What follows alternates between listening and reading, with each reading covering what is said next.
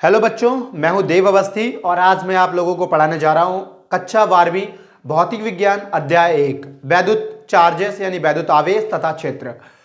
अगर पिछली वीडियोस की बात करें तो उन वीडियोस की डिमांड इतनी रही, बच्चों ने मुझसे रिक्वेस्ट की कि sir please make next video, sir अगली वीडियो बनाइए। और उन सब बच्चों की रिक्वेस्ट पे मैं क्लास 12th का पूरा कंप्लीट सिलेबस लेके आया हूँ, जिसमें इस कड़ी में हम लोग आज करने जा रहे हैं पहला चैप्टर। और मैं गारंटी ले सकता हूं कि पूरे YouTube पे आपको कोई वीडियो ऐसी नहीं मिलने वाली है। इस चैप्टर का जो पहला टॉपिक है वो है आपका विद्युत आवेश यानी कि इलेक्ट्रिक चार्ज।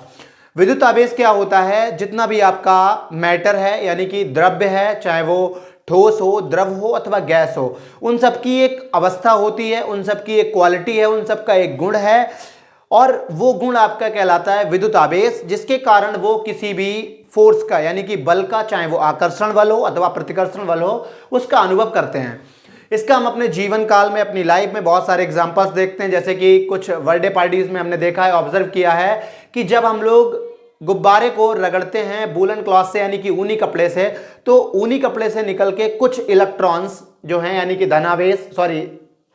ऋणावेश जो है वो आपका उस बैलून पे आ जाता है, गुब्बारे पे आ जाता है। जबकि अगर हम बात करेंगे ऊनी कपड़े पे, तो ऊनी कपड़े पे आपका धनावेश आता है, मतलब गुब्बारे पे आपका ऋणावेश आएगा और जो आपका ऊनी कपड़ा है उस पर ऋणावेश आ जाएगा। या फिर हम अगर ग्लास रॉड को यानी कि जो कांच की छड़ है, उस कांच की छड़ को कांच की छड़ के साथ रगड़ते हैं, या फिर हम किसी कंघे को बालों से रगड़ते हैं, तो इन सब जगहों पे हम देखते हैं कि इलेक्ट्रॉन्स जो हैं उनका ट्रांसफर हो रहा है। इलेक्ट्रॉन एक बॉडी से यानी कि एक जो आपकी वस्तु है उस वस्तु से दूसरी वस्तु में जाते हैं और इस तरह से वो आकर्षण अथवा प्रतिकर्षण बल का अनुभव करते हैं। पहला टॉपिक है आपका वैद्युत आवेश। वैद्युत आवेश, और ये आपका कक्षा 12 है और अध्याय है आपका 1। हालांकि मेरी कोशिश रहती है मैं आपका समय कम से कम लूं, फालतू बकवास में टाइम तो बिल्कुल भी ना बर्बाद करूं आपका। तो पहला टॉपिक है आपका वैद्युत आवेश। वैद्युत आवेश क्या है? किसी पदार्थ या फिर आप द्रव्य कह सकते हैं यानी कि मैटर का वह गुण जिसके कारण वह, कुछ बुक्स में आपको ऐसा भी लिखा मिल जाता है जिसके कारण वह या तो चुंबकीय प्रभाव या फिर आपका वैद्युत प्रभाव यानी कि वैद्युत बल या फिर चुंबकीय बल जो है उसका अनुभव करता है, जिसके कारण वह आकर्षण अथवा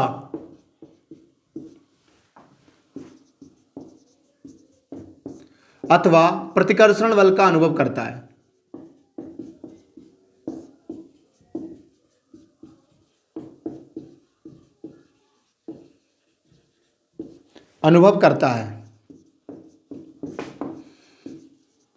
यह दो प्रकार का होता है।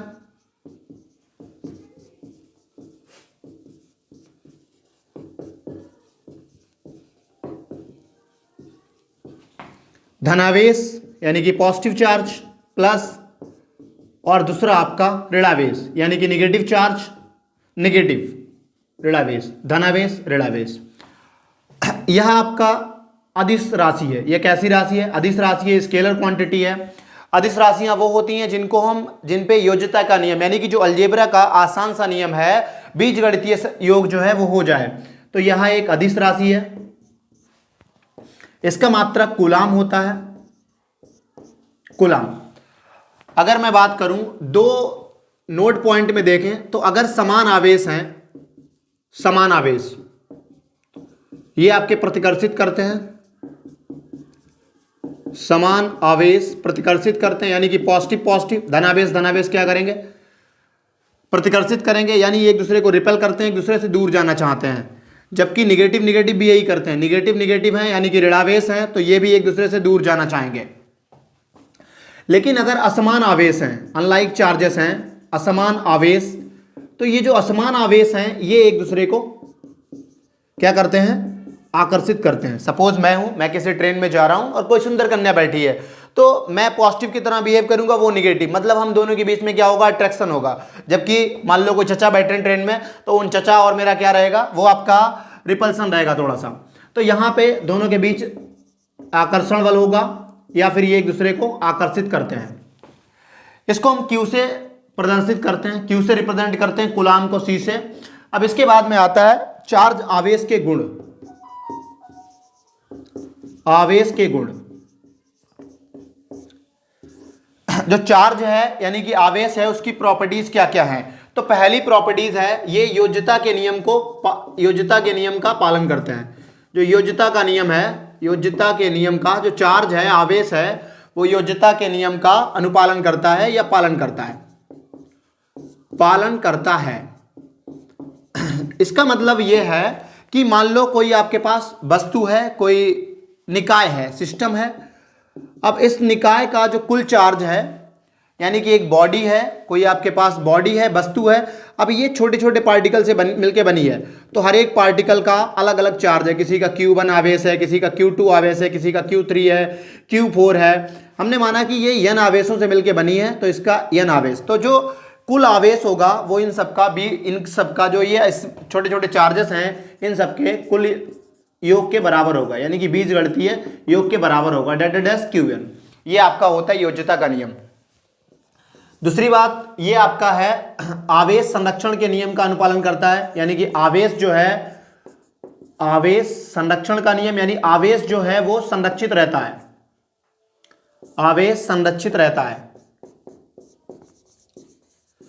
मतलब ये है कि आवेश को ना ही हम पैदा कर सकते हैं ना ही हम उसे नष्ट कर सकते हैं। इसको केवल एक बॉडी से यानी कि एक वस्तु से दूसरी वस्तु में ट्रांसफर किया जा सकता है, ले जाया जा सकता है, स्थानांतरित किया जा सकता है। तो आवेश आपका कैसा रहता है? संरक्षित रहता है। उदाहरण की बात करें, हमारे पास ऊनी कपड़ा है और ये आपका गुब्बारा है। तो जब मैंने इस गुब्बारे को ऊनी कपड़े के साथ रगड़ा तो यहां पे आपका ऋणावेश आ रहा है, और वही अगर हम बात करेंगे तो यहां ऊनी कपड़े पे कैसा आ जाएगा? पॉजिटिव। जितने अमाउंट का निगेटिव जो होता है वो माइनस का ही होता है और जो पॉजिटिव होता है प्लस का ही। ये प्रोटॉन, ये आपका इलेक्ट्रॉन, ठीक है। तो यहां आवेश जो है वो आपका संरक्षित रहेगा। कुल अगर दोनों का सम करेंगे, योग करेंगे, तो वो आपका 0 रहने वाला है। आवेश संरक्षित रहता है। तीसरा क्या है? क्वांटीकरण। क्वांटीकरण यानी क्वांटाइजेशन ऑफ चार्ज, आवेश का क्वांटीकरण।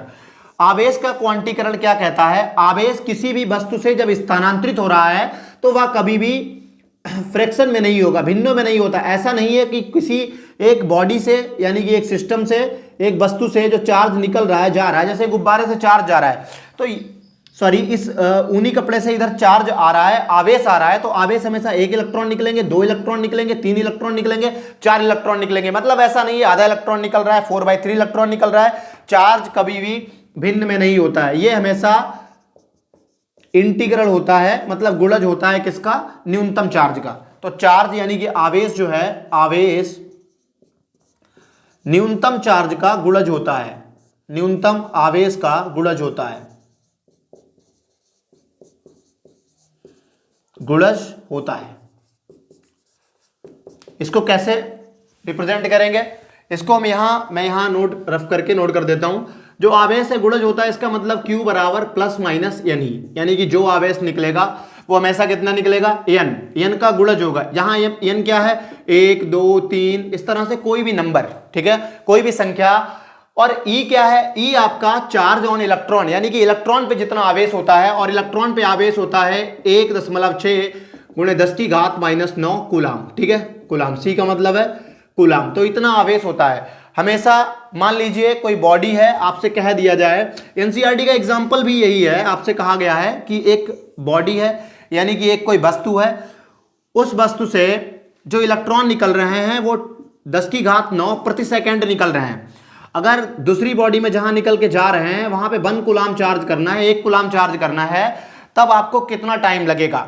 तो इस तरह का क्वेश्चन है। ये आपका एनसीईआरटी का दूसरा उदाहरण है, उदाहरण नंबर 2। इसे आप सॉल्व करेंगे, यही वाला फॉर्मूला लगेगा, Q बराबर यानी आप सबसे पहले निकाल लेंगे कि 1 कूलाम आवेश होने के लिए ये इलेक्ट्रॉन जा रहे हैं। अगर आप आवेश निकालेंगे तो 1 सेकंड में कितना आवेश हो जाएगा? 1 सेकंड में आवेश कितना होगा? 10⁹ ये इलेक्ट्रॉन की संख्या है, इलेक्ट्रॉनों की संख्या है। इसमें मल्टीप्लाई किससे कर देंगे?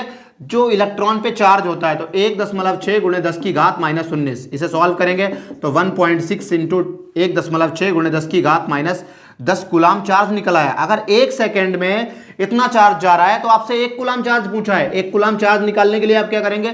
इस पूरे को इधर अपॉन में भेज देंगे, तो 1 कूलाम चार्ज बराबर हो जाएगा 1 सेकंड बटे 1.6 × 10⁻, मतलब 10⁻⁻10। इसे आप सॉल्व करेंगे, इसे अगर आप सिंप्लीफाई करेंगे और हल करेंगे इसे, तो आप क्या पाएंगे, यहाँ पे 1 सेकेंड जो है ये वैल्यू आपकी निकल आएगी 6.25 इंटू 10 टू दी पावर, ये ऊपर पहुंचेगी 10 होगी, लेकिन एक हम इधर ले लेंगे 10 हो जाएगा।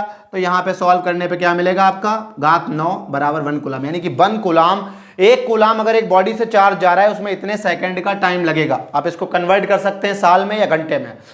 मैं आशा करता हूं इतना आपको समझ में आया होगा, इतना आप नोट कीजिए, इसको रफ करके हम लोग आगे चलते हैं।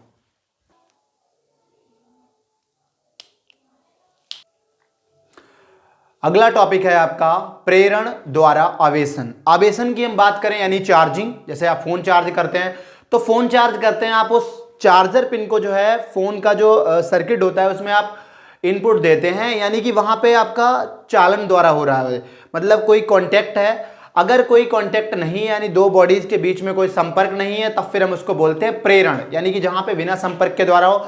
तीसरा एक और चार्जिंग जो है, किसी भी बॉडी को आवेशन जो किया जाता है, वस्तु को चार्ज किया जाता है, आवेशित किया जाता है, वह 3 प्रकार से है। पहला घर्षण के द्वारा, मतलब जैसे कि हम उसे रगड़ दें, रगड़ने पे इलेक्ट्रॉन वहां पे आ जाएं। दूसरा चालन द्वारा, जहां पे संपर्क हो कंडक्टर के बीच में, जिस बॉडी को जिस वस्तु को हम चार्ज कर रहे हैं और जो आपका चार्जिंग सिस्टम है दूसरा। और तीसरा आपका प्रेरण द्वारा। प्रेरण द्वारा तो अभी आपको पढ़ना है प्रेरण द्वारा आवेशन, यानी कि चार्जिंग बाय इंडक्शन, आवेशन।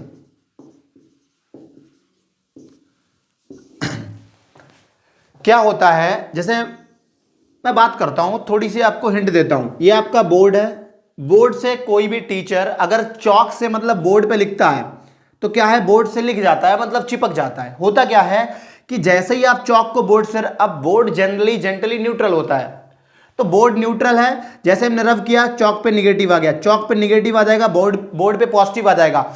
अब पॉजिटिव निगेटिव, हालांकि बोर्ड न्यूट्रल है, बोर्ड न्यूट्रल है मतलब पॉजिटिव निगेटिव दोनों चार्ज हैं, धनावेश ऋणावेश दोनों होंगे। अगर कोई भी बॉडी उदासीन है तो आप ध्यान रखिएगा, उदासीन में जितना धनावेश होता है उतना ही ऋणावेश होता है। अब जैसे ही इस ऋणावेशित चौक को इसके पास लाएंगे तो जो ऋणावेश है वो दूर चला जाएगा, क्योंकि ये प्रतिकर्षित हो जाता है। समान आवेश क्या करता है, प्रतिकर्षित करता है, और जो असमान आवेश है यानी विपरीत आवेश है वो इसको अट्रैक्ट कर लेगा, यानी कि आकर्षित कर लेगा, और चौक जो है बोर्ड से चिपक जाती है। दूसरा एक उदाहरण, पहला उदाहरण ये एग्जाम्पल 1। एग्जाम्पल 2 क्या है, आपने क्या किया, गुब्बारे को रगड़ा ऊनी कपड़े से, यहां पे गुब्बारे पे ऋणावेश आ गया और जो आपका ऊनी कपड़ा था उस पे धनावेश आ गया, ठीक है। जैसे ही आपने रगड़ा, यहां से क्या हुआ, इलेक्ट्रॉन ट्रांसफर हुए, इलेक्ट्रॉन गुब्बारे पे चले गए। अब ऐसा नहीं है, इलेक्ट्रॉन की वैकेंसी, जो इलेक्ट्रॉन की कमी हो जाती है वही आपका धनावेश होता है, ये आपका धनावेश हो गया यहां।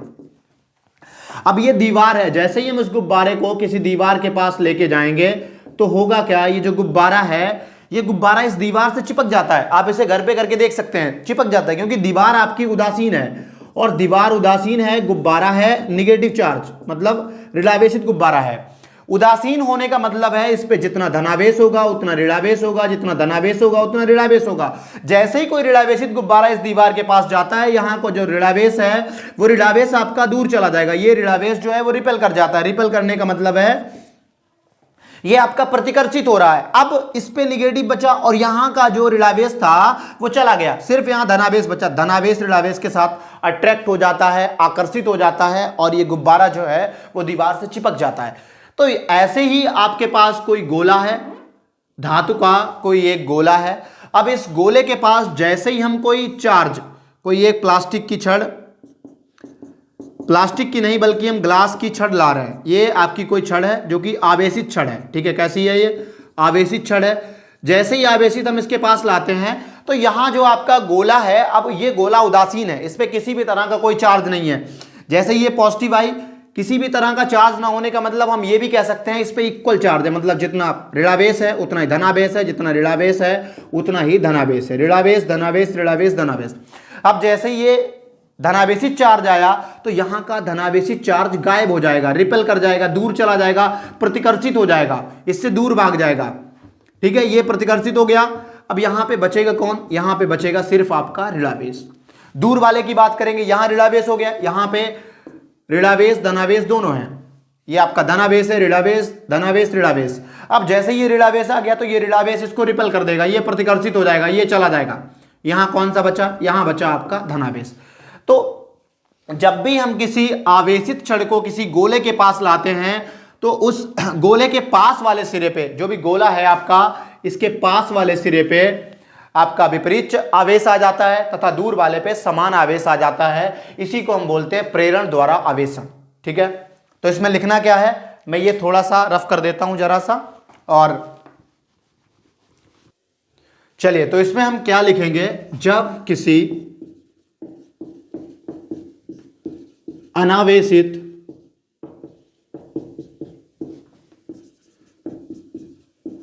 धात्विक गोले के पास किसी आवेशित क्षण को लाते हैं, इसे हम लोग प्रेरण द्वारा आवेशन कहते हैं। किसी आवेशित क्षण को लाया जाता है,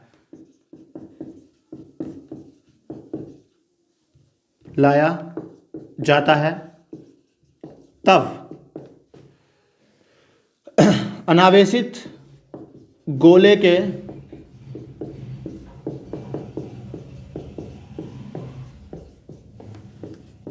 पास वाले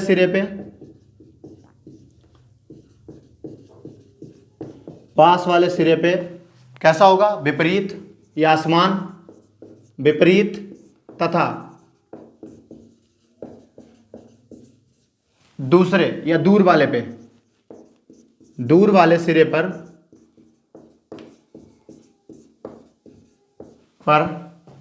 समान आवेश इंड्यूस हो जाता है। समान आवेश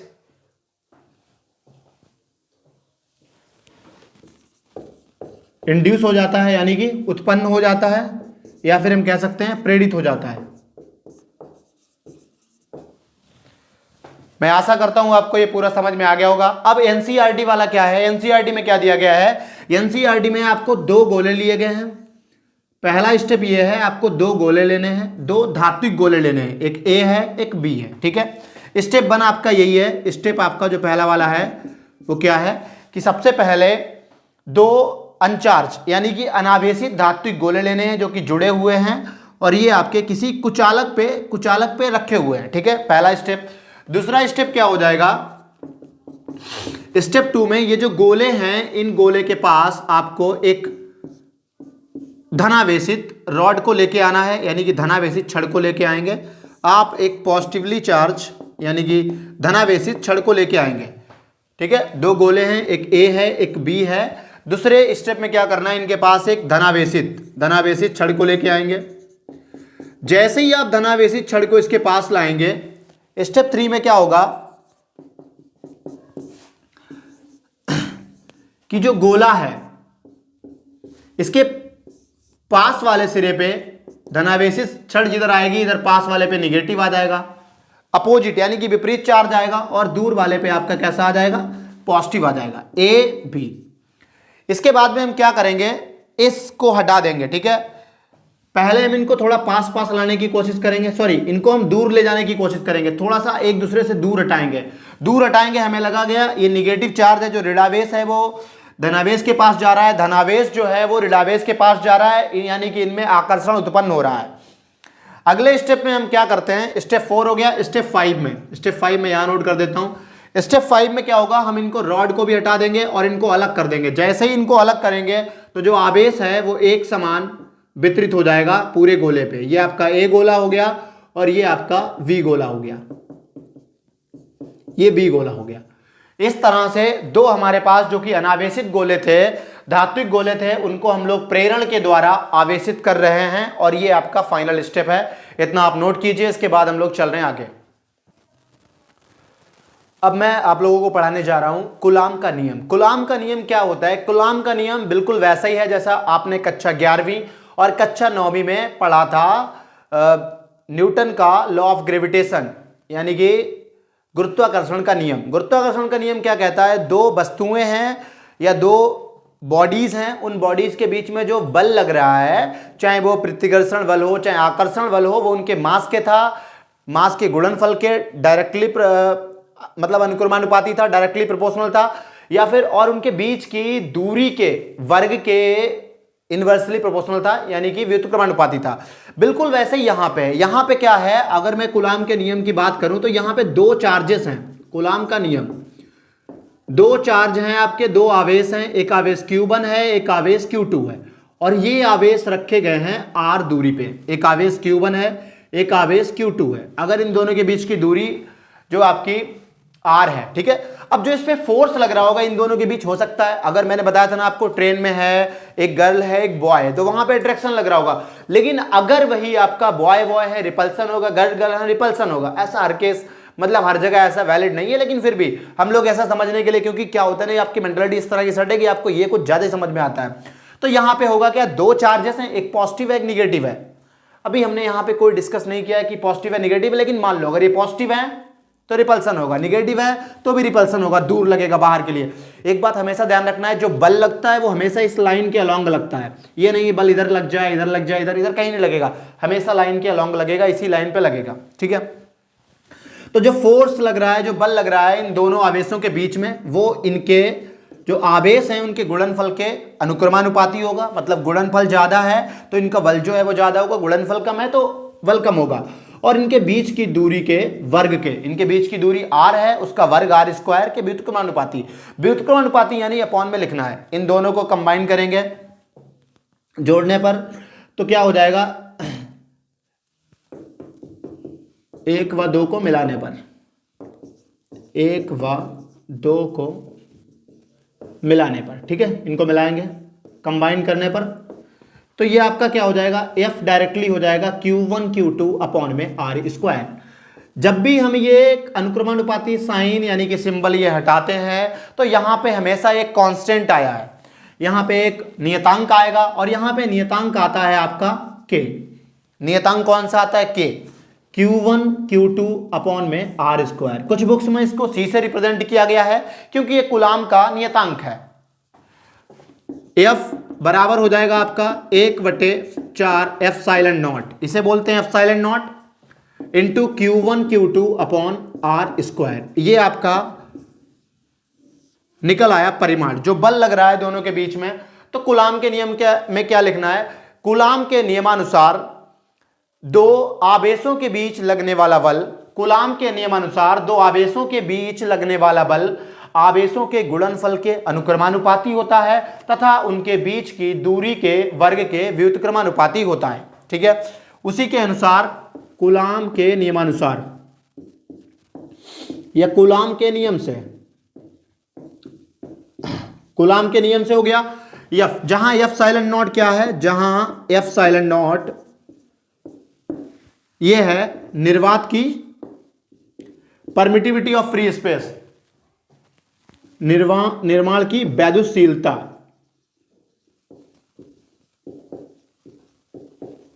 निर्माण की वैद्युतशीलता, परमिटिविटी ऑफ फ्री स्पेस। इसका जो मान होता है वो होता है 8.85 गुणे, अगर हम इसको देखें तो कूलाम स्क्वायर पर न्यूटन मीटर स्क्वायर, क्या होता है, कूलाम स्क्वायर पर न्यूटन मीटर स्क्वायर, ये इसका मात्रक होता है, और ये इसका मान होता है 8.85 गुणे 10 की घात -12,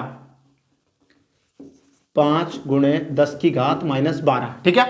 ये इसका मात्रक, ये इसका मान हो गया। और अगर इस पूरे की वैल्यू की बात करें तो F बराबर हो जाएगा 9 गुणे 10 की घात 9 Q1 Q2 upon R square.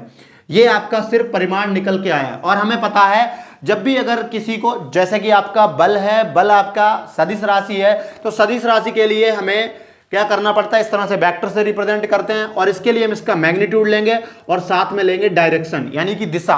तो अगर r की तरफ जा रहे हैं तो हम r कैप लगा देंगे, जैसे कि आपने पढ़ा होगा क्लास 11th में, अगर x की तरफ जा रहे थे i कैप, y की तरफ जा रहे थे j कैप, और z की तरफ जा रहे थे तब k कैप। ये x था, ये y था, और ये आपका z था, ऑर्थोगोनल वेक्टर के बारे में। तो F वेक्टर F बराबर हो जाएगा, F की जगह पे निकल के आया है 1/4 pi epsilon not into Q1 Q2 upon R square into R cap. और इसकी यूनिट क्या होती है, तो यूनिट आपको पता है, बल का मात्रक क्या होता है, न्यूटन। यहाँ पे N और लिख दीजिएगा, ये आपका निकल आया कूलम्ब्स लॉ। इतना आप लोग नोट कीजिए। अगर मैं बात करूं न्यूमेरिकल की, न्यूमेरिकल इस पे कैसे आते हैं, तो न्यूमेरिकल दो चार्जेस दे दिए जाएंगे, एक आपका 5 कूलम्ब का है, एक 2 कूलम्ब का है। जो आपका प्रश्न है, प्रश्न कैसे इस पे आते हैं कि दो आवेश हैं, दो आवेश प्लस 2 माइक्रो कूलम्ब, माइक्रो का मतलब होता है 10 की घात -6 कूलम्ब, तथा 5 माइक्रो कूलम्ब जिनके बीच की दूरी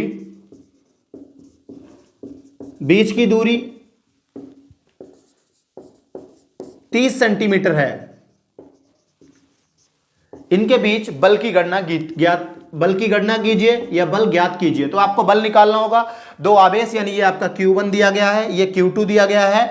और यहां हमेशा ध्यान रखिए, कोई भी मात्रक लीजिए CGS में नहीं लेना है, MKS में लेना है। MKS का मतलब है मीटर, किलोग्राम या सेकंड, ये नहीं आप सेंटीमीटर, ग्राम, सेकंड में, कभी पॉसिबल ही नहीं, कभी लेंगे नहीं। अगर आप ले रहे हैं तो आपका न्यूमेरिकल जो है, जो भी आपका प्रश्न है वो गलत जरूर हो जाएगा। तो यहाँ पे Q1 हो गया, ये Q2 हो गया, और जो दूरी है R, इसको आप कन्वर्ट कर लीजिए मीटर में।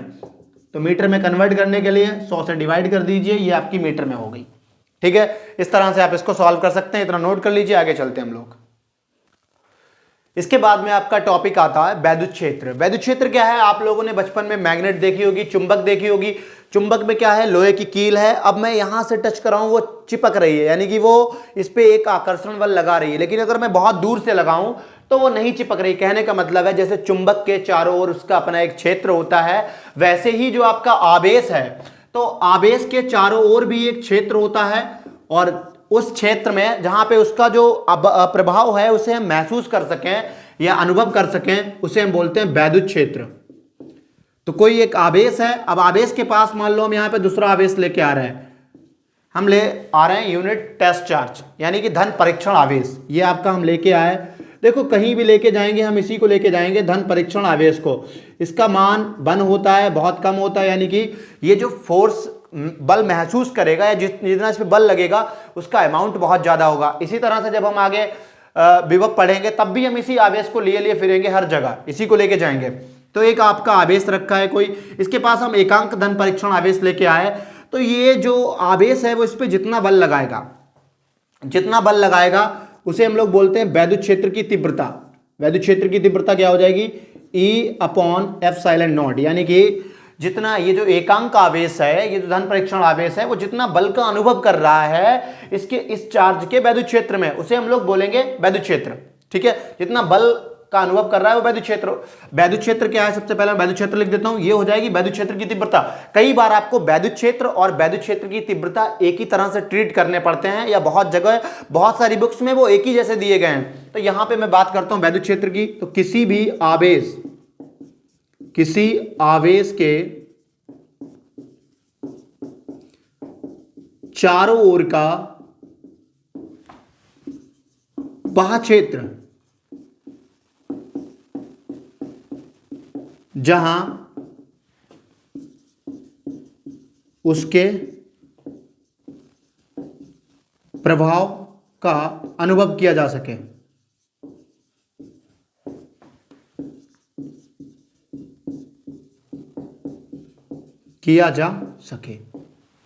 क्लियर है, कोई भी आवेश है उसके चारों ओर का वह क्षेत्र जहां तक उसका जो प्रभाव है वो रहे, उसे हम लोग बोलते हैं वैद्युत क्षेत्र, यानी कि इलेक्ट्रिक फील्ड। अब इलेक्ट्रिक फील्ड आगे आती है आपकी वैद्युत क्षेत्र की तीव्रता, यानी कि इलेक्ट्रिक फील्ड इंटेंसिटी, और इसे भी कई जगह वैद्युत क्षेत्र की तरह ही ट्रीट करेंगे। वैद्युत क्षेत्र की तीव्रता, इलेक्ट्रिक फील्ड इंटेंसिटी या इंटेंसिटी ऑफ इलेक्ट्रिक फील्ड। तो मैंने क्या बताया कि कोई आपके पास एक आवेश रखा है, इस आवेश के पास एकांक धन परीक्षण आवेश को लाने में लाए हम लोग इसको। अब ये जितना बल, अब ये पॉजिटिव चार्ज है, मैंने माना पॉजिटिव है, ये बाहर के लिए फोर्स लगाएगा। तो कहीं भी आप देखेंगे जो पॉजिटिव चार्ज है उसके लिए इलेक्ट्रिक फील्ड जो है, जो वैद्युत क्षेत्र है या वैद्युत क्षेत्र की तीव्रता है, वो धनावेश के लिए हमेशा कैसी रहेगी, बाहर के लिए। अगर मान लो यहां पे ऋणावेश है तो ऋणावेश क्या करेगा, ऋणावेश के पास अगर हम इसको लेके आएंगे तो ये इसको अट्रैक्ट कर लेगा, मतलब ये अंदर के लिए फोर्स लगाएगा। तो ऋणावेश के लिए हमेशा इलेक्ट्रिक फील्ड कैसी रहेगी, अंदर के लिए रहेगी। ऑलवेज रिमेंबर, जो धनावेश है, धनावेश में बाहर के लिए। और ये बाहर के लिए क्यों होती है, क्योंकि जब भी हम इसके पास कोई धन परीक्षण आवेश यानी कि एकांक आवेश लेके आते हैं, तो जो आपका चार्ज है अगर वो बाहर के लिए लगा रहा है, मतलब जिधर वो फोर्स लगा रहा है, बल लगा रहा है, दूर लगा रहा है, क्योंकि ये पॉजिटिव पॉजिटिव है, दोनों रिपेल करेंगे एक दूसरे को, यानी कि एक दूसरे को प्रतिकर्षित करेंगे, दूर लगाएंगे, ठीक है। और अगर निगेटिव है तो वो आकर्षित करेगा, उससे कहेगा चलो भाई आ जाओ हमारे घेरे में, ठीक है। तो यहां पर वैद्युत क्षेत्र की तीव्रता क्या हो जाएगी, किसी आवेश के कारण, किसी आवेश के कारण वैद्युत क्षेत्र में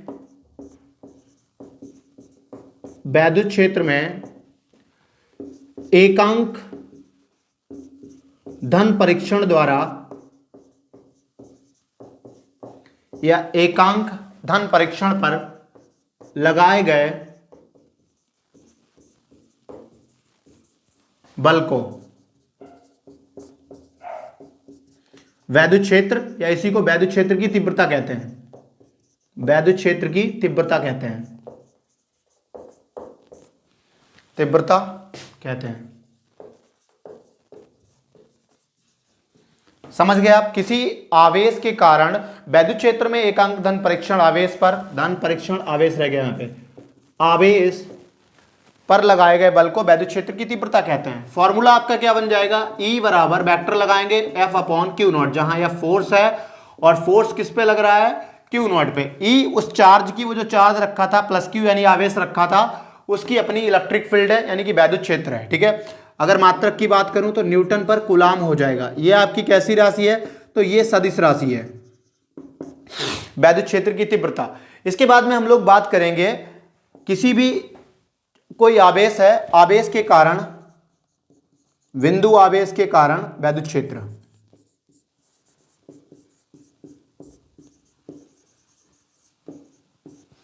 बिंदु आवेश के कारण वैद्युत क्षेत्र। हमने माना कोई एक आवेश है, माना एक आवेश प्लस क्यू जो कि बिंदु O पे रखा है, ठीक है। ये प्लस क्यू आवेश है, एक धनावेश है, और ये कहाँ रखा है, बिंदु O पे रखा है, ठीक है। कहीं दूर से इससे R दूरी पे बिंदु P है, जहां पे हम लोग एक लाए हैं, लेके आए हैं धन परीक्षण आवेश या एकांक आवेश Q नॉट। क्लियर है। अब अगर आपसे पूछा जाए इसमें लिखना क्या है, माना एक आवेश प्लस Q बिंदु O पर स्थित है, बिंदु O पर स्थित है, तथा एकांक धनावेश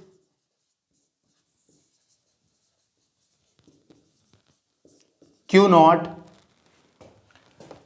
बिंदु P पर लाया जाता है, बिंदु P पर। इनके बीच की दूरी R है,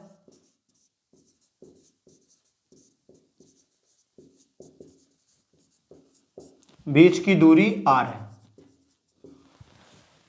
इधर मैं थोड़ा सा रफ कर देता हूं, फिर लिखता हूं। अब वैद्युत क्षेत्र की परिभाषा से, या वैद्युत क्षेत्र की तीव्रता की परिभाषा से, क्या हो जाएगा, E बराबर F अपॉन क्यू नॉट, ठीक है। समीकरण 1, आपसे कहा जाए कि ये दो आवेश हैं, एक आवेश प्लस क्यू है, एक क्यू नॉट है, ऐसा आवेश रखा है, एक आपका प्लस क्यू आवेश है, एक आपका क्यू नॉट है, दोनों के बीच की दूरी R है। अब कूलाम के नियम से अगर मैं बात करूं, कूलाम के नियम से,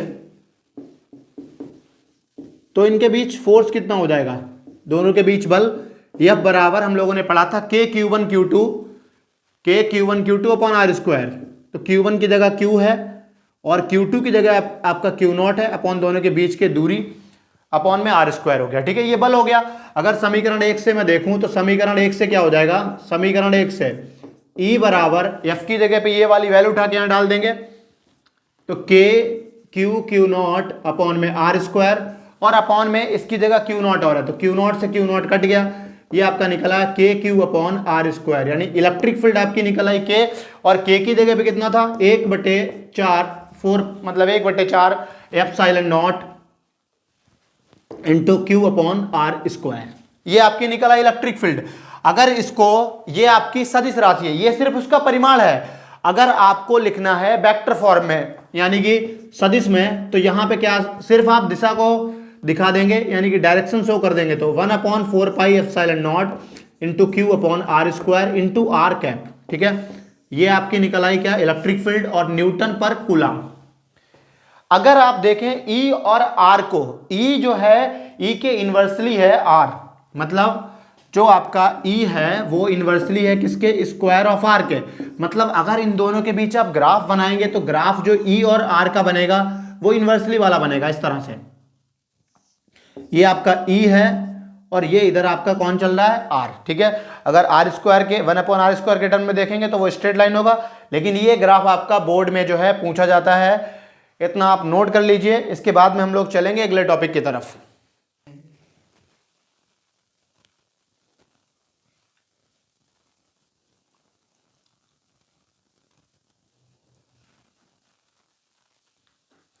अगला टॉपिक है आपका वैद्युत बल रेखाएं। वैद्युत बल रेखाएं क्या हैं, जैसे मैंने अभी आपको बताया कि पॉजिटिव चार्ज है यानी कि धनावेश है, धनावेश के लिए जो आपकी इलेक्ट्रिक फील्ड है यानी कि वैद्युत क्षेत्र है वो हमेशा बाहर के लिए होता है।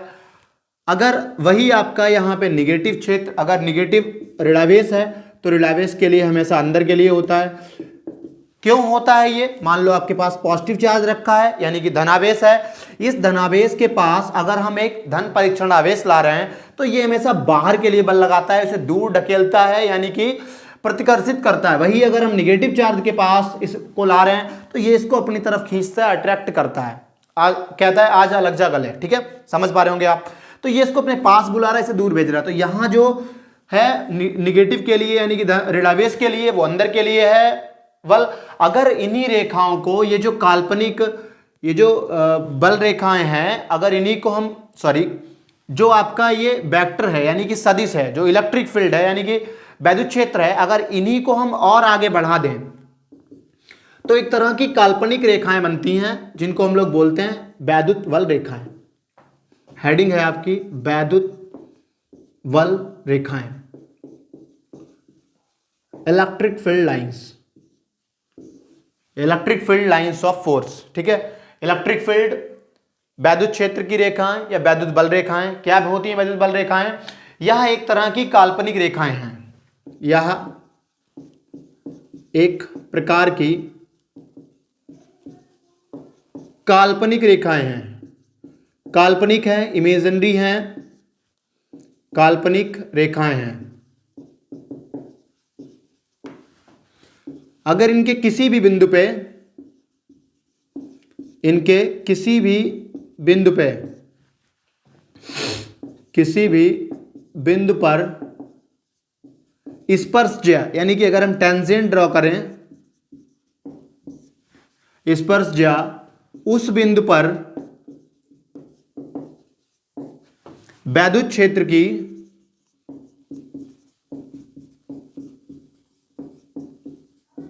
दिशा बताती है।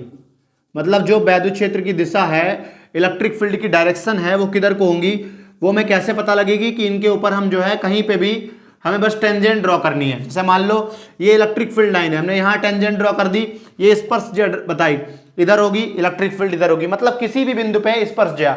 अब आती है इनकी प्रॉपर्टीज यानी कि वैद्युत बल रेखाओं के गुण। तो इनके गुण कौन कौन से हैं, कौन कौन से गुण होते हैं। पहला, अगर आप देखेंगे एक पॉजिटिव चार्ज है, एक निगेटिव चार्ज है, तो ये पॉजिटिव से जाएंगी निगेटिव के लिए, पॉजिटिव से निगेटिव के लिए,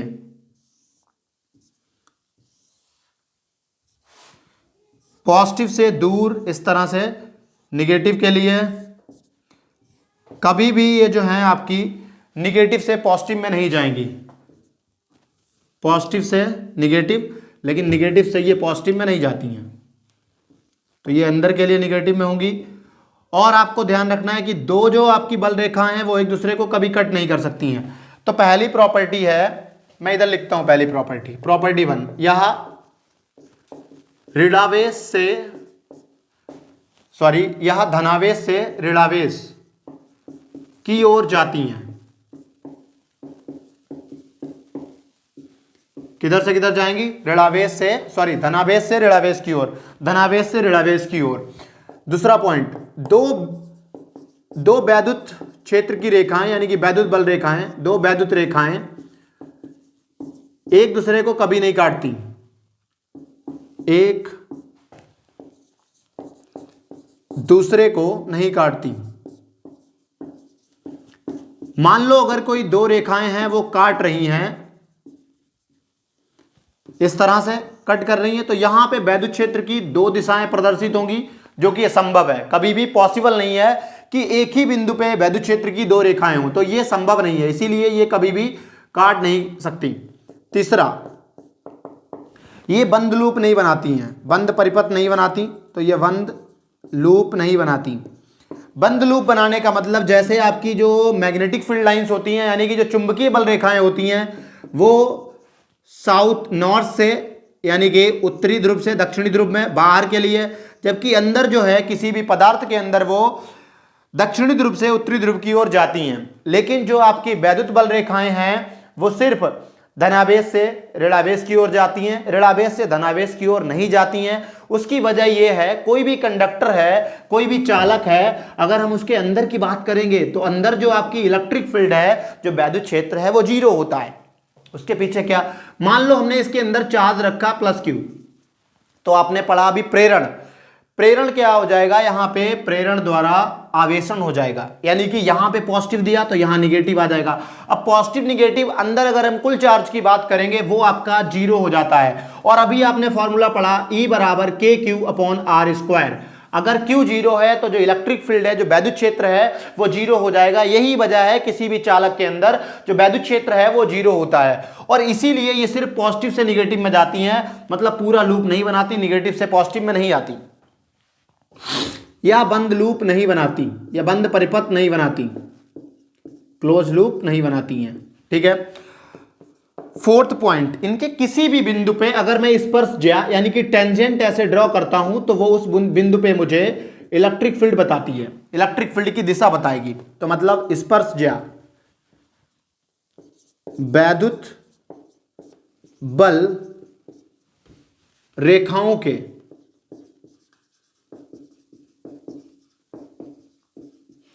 किसी बिंदु पर स्पर्शज्या यानी कि टेंजेंट, जो लाइन छू के जाए, उस बिंदु पर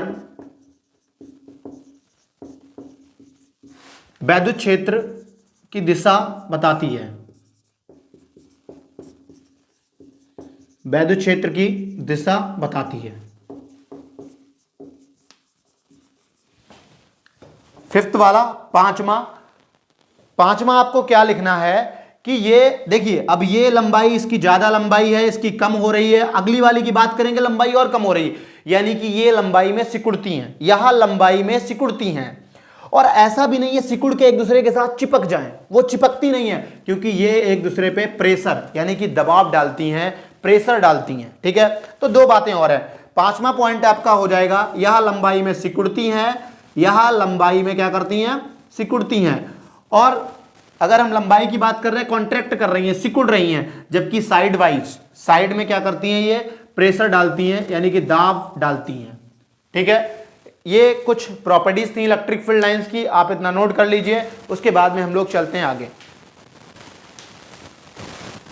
कट कर दो, अरे कोई दिक्कत नहीं, नोट करने दो बच्चों को, थोड़ा बहुत नोट कर लें, वो सब चलता रहता है। हिंदी, आज विश्व हिंदी दिवस है, चलने।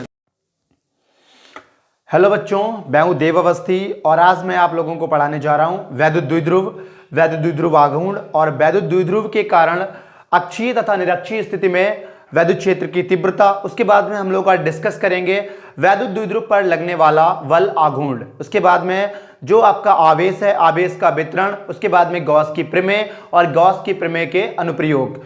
मैं ये गारंटी ले सकता हूं कि ये वीडियो आपको बहुत अच्छी लगने वाली है। जितनी भी आपकी यूट्यूब पे जो भी कंटेंट अवेलेबल है, उन सब में सबसे ज्यादा अच्छी होने वाली है वीडियो। बस मेरे साथ आप लास्ट तक बने रहिएगा।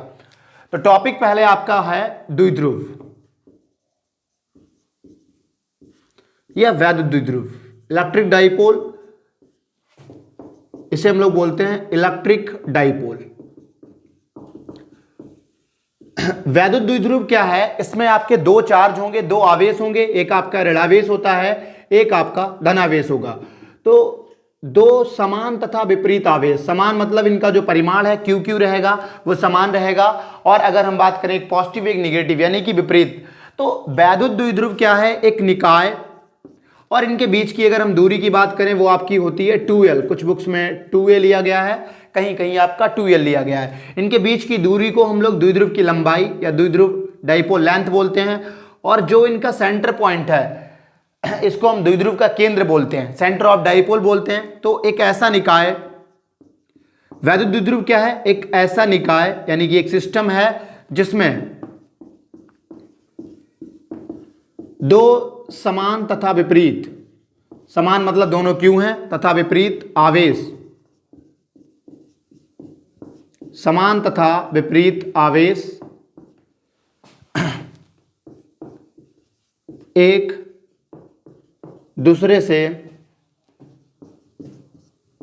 किसी निश्चित दूरी पर स्थित हूं, किसी निश्चित दूरी पर स्थित हूं।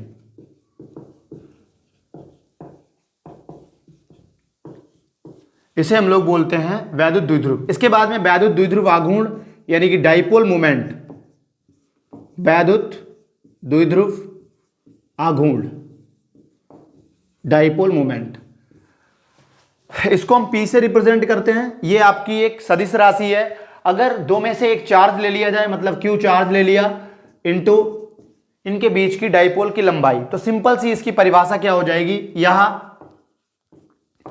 किसी चार्ज यानी किसी आवेश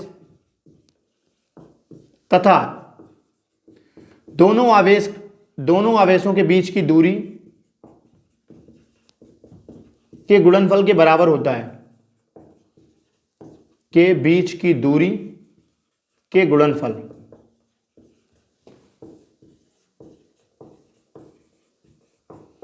के बराबर होता है।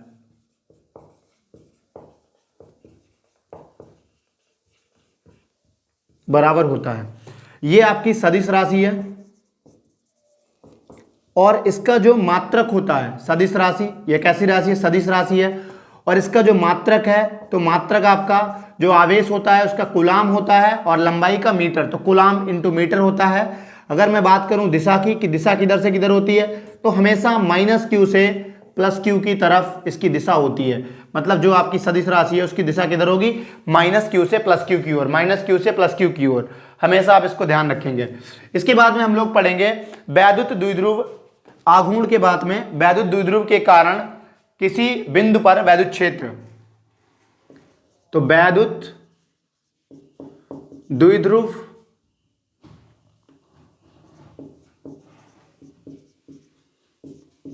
के कारण वैद्युत क्षेत्र, वैद्युत क्षेत्र या वैद्युत क्षेत्र की तीव्रता भी कह सकते हैं आप, वैद्युत क्षेत्र या वैद्युत क्षेत्र की तीव्रता। अब इसमें पहला आपका बिंदु है अक्षीय स्थिति में। दो पॉइंट हमें पढ़ने हैं, अक्षीय स्थिति में यानी कि अक्ष पे देखेंगे, दूसरा आपका निरक्षीय स्थिति में। और निरक्षीय स्थिति में हम लोग किसी परपेंडिकुलर बाइसेक्टर पे देखेंगे, या फिर हम देखेंगे ऊपर के लिए, यानी कि एक हम एक्सिस में देखेंगे एक्स एक्सिस में, एक हम बाई एक्सिस में। जब बाई एक्सिस की बात करेंगे तो वो आपका आएगा निरक्षीय। तो अक्षीय स्थिति में हम लोगों ने माना दो आवेश, एक आपका -q, एक आपका +q, माना एक द्विध्रुव, माना एक द्विध्रुव है, एक +q आवेश है, एक -q आवेश है, ये बिंदु A है, ये बिंदु B है, ये इसका केंद्र है। जो आपका द्विध्रुव है, द्विध्रुव का केंद्र है, इनके बीच की दूरी ये L और ये वाली भी आपकी कितनी है? L, तो टोटल हो जाएगी आपकी 2L। ठीक है। माना एक द्विध्रुव है जिसके केंद्र से जिसके केंद्र से r दूरी पर बिंदु P स्थित है।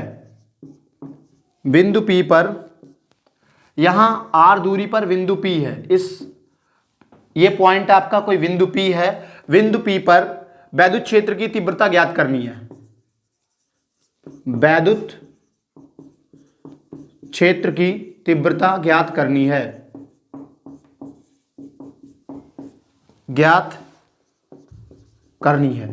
तो अगर बिंदु P पर वैद्युत क्षेत्र की तीव्रता की बात करेंगे तो ये आपका प्लस क्यू चार्ज है। हमें पता है प्लस क्यू से जो आपकी इलेक्ट्रिक फील्ड होगी, इसके लिए हमेशा यहां से बाहर के लिए होती है, इधर भी बाहर के लिए होगी। अगर मैंने माना इसके लिए E1 है तो कैसी हो जाएगी, बाहर के लिए। माइनस क्यू मैंने बताया था, माइनस क्यू अगर यहां रखा है तो इसके किधर होगी, अंदर के लिए। ये आपकी E2 मान ली, इसके लिए E2। मैंने बताया था कि अगर कोई आपका प्लस क्यू है तो उससे जो वैद्युत क्षेत्र की तीव्रता है या वैद्युत क्षेत्र हमेशा बाहर के लिए होता है, और अगर माइनस क्यू रखा है तो उसमें हमेशा कैसा होगा, अंदर के लिए। बिंदु P पे जो प्लस क्यू आवेश है उसकी वजह से जो होगा वो बाहर के लिए होगा, ठीक है। और इधर अगर निगेटिव की बात करेंगे, ये E2 है तो E2 ये निगेटिव है, निगेटिव के लिए हमेशा कैसा रहेगा, अंदर के लिए। तो इसके लिए अंदर हो गया, बाहर हो गया। सबसे पहले प्लस क्यू आवेश के कारण बिंदु P पर वैद्युत क्षेत्र, बिंदु P पर वैद्युत क्षेत्र या वैद्युत क्षेत्र की तीव्रता, या वैद्युत क्षेत्र की तीव्रता भी कह सकते हैं, तीव्रता, ठीक है। तो अगर प्लस क्यू आवेश की वजह से निकाल रहे हैं तो E बराबर क्या होता है, 1/4 पाई एप्सिलॉन नॉट इंटू आवेश। अगर प्लस क्यू ले रहे हैं तो आवेश आपका कितना हो जाएगा, प्लस क्यू हो जाएगा, क्यू अपॉन दूरी कितनी हो जाएगी, तो दूरी जहां पे आवेश रखा है और जिस बिंदु पे हम वैद्युत क्षेत्र की तीव्रता निकाल रहे हैं, दोनों के बीच की दूरी लेते हैं। तो ये टोटल यहां से यहां तक दूरी r है, ये आपका जो केंद्र है उससे दूरी r है, और यल और कम कर दो तो ये वाली कितनी हो जाएगी, r माइनस एल। जो प्लस क्यू आवेश है उसके लिए दूरी कितनी हो जाएगी, r माइनस एल, तो अपॉन में r माइनस एल का होल स्क्वायर, ठीक है। और ये आपकी किधर है, हम देखें तो A से B के लिए ये हम जा रहे हैं, या फिर हम कह सकते हैं B से P के लिए जो वैद्युत क्षेत्र है उसकी दूरी किधर है, BP, यानी कि B से P की तरफ। अगर हम दिशा की बात करें, और दिशा अगर आप नहीं बात कर रहे तो आप सिर्फ यहां ऐसे मैग्नीट्यूड देख सकते हैं, इस तरह से मैग्नीट्यूड, बाद में नेट देख लेंगे किधर की ओर हो रही है। तो ये पहला निकल आया प्लस क्यू आवेश की वजह से। इसके बाद में मैं इधर थोड़ा रफ करके, या मैं यही लिख देता हूं, निगेटिव आवेश के कारण जो माइनस क्यू चार्ज है, माइनस क्यू आवेश के कारण बिंदु P पर वैद्युत क्षेत्र, बिंदु P पर वैद्युत क्षेत्र या वैद्युत क्षेत्र की तीव्रता। तो यहां पे आपका E2 कितना हो जाएगा, E2 हो जाएगा आपका 1/4 pi epsilon not into Q upon, अब हमें इसके लिए दूरी निकालनी है प्लस क्यू के लिए, तो यहां से यहां तक r है और यल ये और बच रहा है, तो टोटल हमारी जो दूरी है वो कितनी हो जाएगी, r प्लस एल हो जाएगी। कितनी हो जाएगी, r प्लस एल। जो आपका माइनस क्यू आवेश है उसके लिए r प्लस एल हो जाएगी, और प्लस क्यू वाले के लिए r माइनस एल, क्योंकि ये यहां से यहां तक जो केंद्र बिंदु है वहां तक की दूरी आपकी r थी, ये आपकी r है, और यहाँ पे एल कम हो रहा था तो r माइनस एल हो गई। यहाँ पे ये r है, एल और बढ़ रहा है तो r प्लस एल हो जाएगी। यहाँ पे दूरी हो जाएगी r प्लस एल का होल स्क्वायर। ये समीकरण 2 निकल आया, ये समीकरण 1। शुरू करो। चलिए, तो ये 2 इक्वेशन बन गई थी। अब अगर हम देखें बिंदु P पर वैद्युत क्षेत्र की तीव्रता, पूरा जो डाइपोल है यानी कि जो पूरा वैद्युत द्विध्रुव है दोनों के लिए, पहले हमने E1 निकाल ली। E1 किसके वजह से थी, प्लस क्यू की वजह से। E2 किसकी वजह से है, जो E1 वैद्युत क्षेत्र है वो प्लस क्यू की वजह से है, जो E2 है वो माइनस की वजह से है। दोनों की दिशा विपरीत है, विपरीत है यानी कि ये जो है निगेटिव हो जाएंगी। अगर हम इसको इधर लाएंगे तो ये माइनस की हो जाएगी E2। तो अगर हम बिंदु P पर कुल वैद्युत क्षेत्र देखेंगे, कुल वैद्युत क्षेत्र या कुल वैद्युत क्षेत्र की तीव्रता, तो ये E बराबर हो जाएगा आपका E1 माइनस E2, और दोनों की दिशा किधर है, राइट साइड की तरफ, यानी कि उधर बाहर के लिए, ठीक है। E1, तो E1 कितना है आपका 1/4 epsilon not into Q upon r minus L का whole square minus 1/4 pi epsilon naught, ये E2 की वैल्यू रख रहे हैं, E2 की वैल्यू यहां से मैंने उठाई है, epsilon not Q/R plus L का होल स्क्वायर। ठीक है, दोनों की कुल दिशा जो है वो किधर होगी, वो आगे के लिए होगी। ठीक है, आगे की ओर, आगे की ओर या राइट साइड में। ठीक है, टुवर्ड्स राइट साइड। तो यहां पे दोनों में से कॉमन है Q/4 pi epsilon not into अंदर क्या बचेगा आपका 1/R माइनस एल का whole square minus 1/R plus L का होल स्क्वायर। अब आप इसका क्रॉस गुणनफल करवाएंगे तो, या फिर हम इनका लासापा लेंगे तो ये इधर जाएगा, ये इधर जाएगा, तो हो जाएगा Q/4 पाई एप्सिलॉन नॉट, ये इधर पहुंचेगा R प्लस एल का होल स्क्वायर हो गया, माइनस ये वाला इधर पहुंचेगा तो R माइनस एल का होल स्क्वायर, अपॉन में इन दोनों की आपस में भी गुणा हो जाती है, तो आपका R प्लस एल का होल स्क्वायर और R माइनस एल का होल स्क्वायर। इनको थोड़ा और सॉल्व करेंगे तो ये आपका हो जाएगा Q/4 pi epsilon not into, इसको खोलना है, अंदर ब्रैकेट खोलेंगे तो R square plus L square plus 2RL, ये हो गया माइनस का, इसको खोलेंगे माइनस के साथ, यानी कि इसका स्क्वायर भी करेंगे और माइनस को अंदर भी भेजते रहेंगे, तो इसका वर्ग करेंगे R स्क्वायर माइनस के साथ, माइनस का L स्क्वायर प्लस का 2RL, अपॉन में क्या हो जाएगा A plus B A minus B, formula आपने पढ़ रखा होगा A plus B into A minus B, उस वाले फॉर्मूले से ये हो जाएगा, तो ये होता है आपका A स्क्वायर माइनस का V स्क्वायर, तो यहां पे हो जाएगा R स्क्वायर माइनस का L स्क्वायर और ऊपर से एक और लगा है स्क्वायर, तो यानी कि ये आपका R square minus L square का होल स्क्वायर हो गया। अब अगर आप देखें R बहुत बड़ा है, अगर हम तुलना करें तो R बड़ा है किससे, L से, L आपका छोटा है, R जो है वो बहुत बड़ा है किससे, L से, तो R जो है बड़ा है और L छोटा है, मतलब अगर हम तुलना कर रहे हैं दोनों की तो L को नगण्य लेने पे, L स्क्वायर जो है उसे क्या ले लेंगे, नगण्य लेने पे, यानी कि उसे छोड़ देंगे। यहां से क्या हो जाएगा बराबर Q/4 pi epsilon not into अंदर क्या बचा R स्क्वायर प्लस माइनस का कैंसिल आउट, L स्क्वायर से L स्क्वायर चला गया, 2RL 4RL बचा, तो हम लिख सकते हैं 2 इंटू 2RL, अपॉन में ये L स्क्वायर गायब हो गया, मतलब R स्क्वायर का होल स्क्वायर। तो यहां से अगर मैं यहां देखूं तो Q और 2L इंटू Q ये आपका P बन जाता है, तो यहां पे हो जाएगा 1/4 पाई एप्सिलॉन नॉट इंटू ये P हो गया, तो 2P R upon R power 4, एक पावर कट गई ऊपर वाले से, 3 बची, तो जो इलेक्ट्रिक फील्ड निकल आई वो कितनी निकल के आई 1/4 pi epsilon not into 2P upon R की घात 3, ये आपका निकल आया है सिर्फ और सिर्फ परिमाण। अब हम अगर देखें जो हमारी कुल इलेक्ट्रिक फील्ड है वो राइट साइड में है, राइट साइड मतलब हम राइट ही कह सकते हैं, आगे के लिए है, राइट साइड है, ठीक है, आगे के लिए है, और इधर ही हमारी इलेक्ट्रिक फील्ड है, जो कुल इलेक्ट्रिक फील्ड है वो आगे के लिए। अगर आप डाइपोल यानी कि इस वैद्युत द्विध्रुव की दिशा की बात करेंगे, वो भी -Q से +Q है, तो जिधर हमारी इलेक्ट्रिक फील्ड है उधर ही हमारा कौन है, उधर ही आपका डाइपोल है, उधर ही वैद्युत द्विध्रुव की दिशा है और उधर ही इलेक्ट्रिक फील्ड है, यानी कि वैद्युत क्षेत्र की तीव्रता भी उधर है और हमारा डाइपोल जो है यानी कि वैद्युत द्विध्रुव आघूर्ण है, दोनों एक ही दिशा में है। तो हम यहां लिख सकते हैं जो इसकी इलेक्ट्रिक फील्ड की दिशा है, अगर आप इसको वेक्टर फॉर्म में लिखेंगे तो वेक्टर फॉर्म में vector E is equal to हो जाएगा 1/4 pi epsilon not into 2P upon R³ into P cap. P cap क्यों लिखा है, P कैप इसलिए लिखा क्योंकि ये P कैप जो है वो बताता है द्विध्रुव आघूर्ण की दिशा, मतलब जिधर हमारा वैद्युत क्षेत्र है उधर ही आपकी क्या है, उधर ही आपका वैद्युत द्विध्रुव है। इतना आप नोट कर लीजिएगा, और इसकी यूनिट होती है न्यूटन पर कूलम, इतना आप नोट कीजिए। इसके बाद में हम लोग बात करेंगे जो वैद्युत द्विध्रुव है उसके कारण निरक्षीय स्थिति में। तो पहला हमने किया था, अब हम लोग करने जा रहे हैं वैद्युत द्विध्रुव के कारण निरक्षीय स्थिति में यानी इक्वेटोरियल पोजीशन पे यानी बाई एक्सिस के अलाउंग निरक्षीय स्थिति में वैद्युत क्षेत्र की तीव्रता,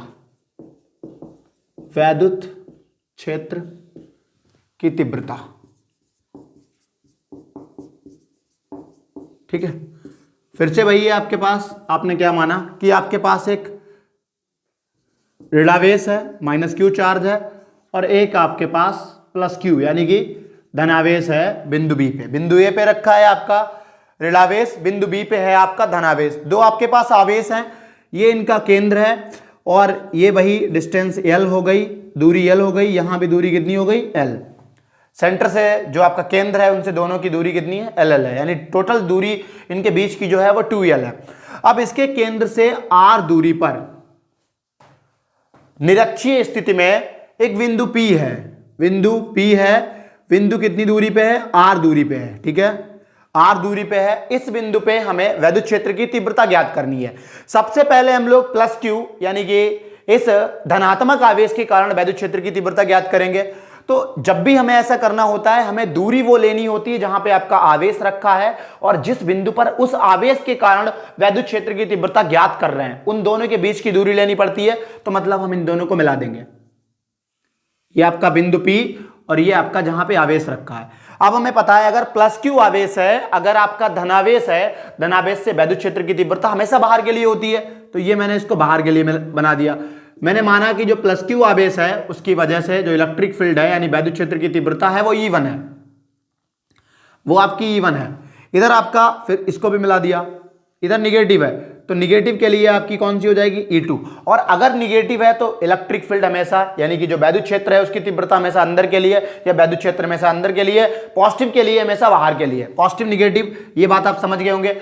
अब हमें पता है इलेक्ट्रिक फील्ड है यानी कि वैद्युत क्षेत्र है, चाहे आपका बल है, वैद्युत बल है, कुछ भी है, आप तिरछा विरछा नहीं ले सकते हैं, आपको सीधे लेना होता है वहां पे। या तो आप एक्स एक्सिस के अलोंग लेंगे, मतलब ये कोई कंपोनेंट है एक्स का या ए एक्स है, ए मान लिया कंपोनेंट है। अब इसको आप इस तरह सम नहीं कर सकते, आप इसके दो कंपोनेंट ले लेंगे, दो इसके फलन ले लेंगे, एक आपका एक्स के एक्स एक्सिस में, ये एक्स अक्ष पे, और एक आपका वाई अक्ष पे, एक्स एक्सिस पे और वाई एक्सिस पे, इन दोनों पे हमें निकालना है। अब हमने माना ये वाला कोण जो है वो थीटा है और ये वाला कोण भी क्या है थीटा है, ये डिवाइड कर दिया मैंने, ये आपकी प्लस की एक्स एक्सिस है और ये आपकी माइनस की एक्स एक्सिस है, ऊपर के लिए आपकी वाई एक्सिस है प्लस वाली, नीचे के लिए माइनस वाली, ठीक है। अब ये वाला अगर कोण थीटा है तो एकांतर कोण बराबर होते हैं, ये वाला कोण क्या हो जाएगा थीटा, अगर ये कोण थीटा है तो ये वाला कोण भी क्या हो जाएगा थीटा, क्योंकि संगत कोण बराबर होते हैं। आपने पढ़ा होगा इस तरह से, ये वाला कोण थीटा, ये वाला कोण थीटा, और इस तरह से जो संगत कोण है ये भी बराबर होते हैं, बराबर हो गए। अब हम थोड़ा सा आगे चलते हैं, नहीं कोई दिक्कत नहीं, चलिए। तो हम क्या देख पा रहे हैं, ये आपने एक चीज और पढ़ी होगी, मैं बेसिक बता के चलता हूं। अगर एक वेक्टर ए है, कोई एक वेक्टर है सदिश ए है, अगर इसके दो कंपोनेंट करने हैं, इसको दो भागों में, दो हिस्सों में डिवाइड करना है, आपने माना कि ये जो है हॉरिजॉन्टल के साथ यानी कि क्षैतिज के साथ जो है थीटा कोण बना रहा है। अब अगर आपको ये क्षैतिज निकालना है, जो थीटा से जुड़ी हुई साइड है, भुजा है, वो ज्ञात करनी है, तो आप इसके लिए cos थीटा ले लीजिए। ये सामने वाला परपेंडिकुलर हो गया यानी कि ये आपका कर्ण हो जाएगा और ये आपका क्या हो जाएगा आधार हो जाएगा, ये लंब हो जाएगा। आप समझिएगा इसको, आपको एक्स निकालना है, मतलब जो थीटा से जुड़ी हुई साइड है इस वेक्टर के लिए वो निकालनी है। तो यहां से ax अपॉन a बराबर हो गया cos थीटा के, तो ax बराबर कितना हो जाएगा a cos थीटा, मतलब जितनी थीटा से जुड़ी हुई साइड होती हैं वो हमेशा cos थीटा का गुणज होती हैं। तो अगर ये E1 है तो ये वाली क्या हो जाएगी आपकी E1 cos थीटा, ठीक है। ये E2 है, ये थीटा से जुड़ी हुई साइड है, दोनों ये दोनों साइड थीटा जुड़ी है, तो ये वाली क्या हो जाएगी आपकी E2 cos थीटा, क्लियर है। दूर वाली आपकी ये हो जाएगी E2 sin थीटा, और ये ऊपर वाली क्या हो जाएगी E1 sin थीटा। देखो अगर ये थीटा हो गई तो ये 90 माइनस थीटा cos थीटा पूरा 90 होता है, तो ये वाली 90 माइनस थीटा करेंगे, cos 90 माइनस थीटा क्या होता है sin थीटा, मतलब ये हो जाएगी आपकी a sin थीटा। हमेशा ध्यान रखो अगर कोई वेक्टर a है या मान लो ये p है तो ये थीटा से जुड़ी हुई साइड p cos थीटा और दूर वाली side p sin theta, always remember, हमेशा याद रखना है आपको, ठीक है।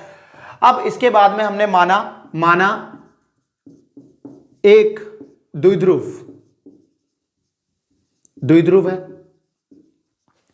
जिसके केंद्र से r दूरी पर निरक्षीय स्थिति में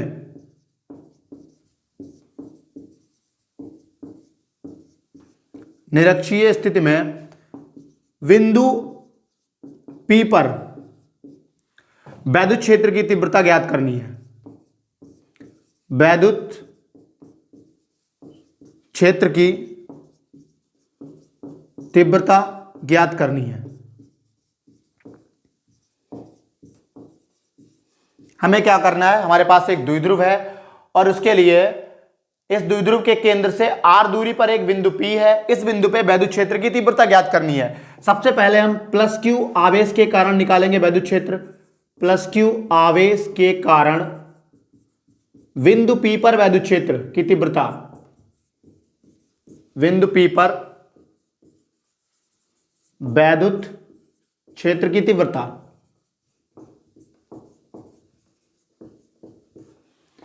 तो बिंदु P पर कितनी हो जाएगी, E बराबर 1/4πε0 इंटू Q अपॉन बीच की दूरी।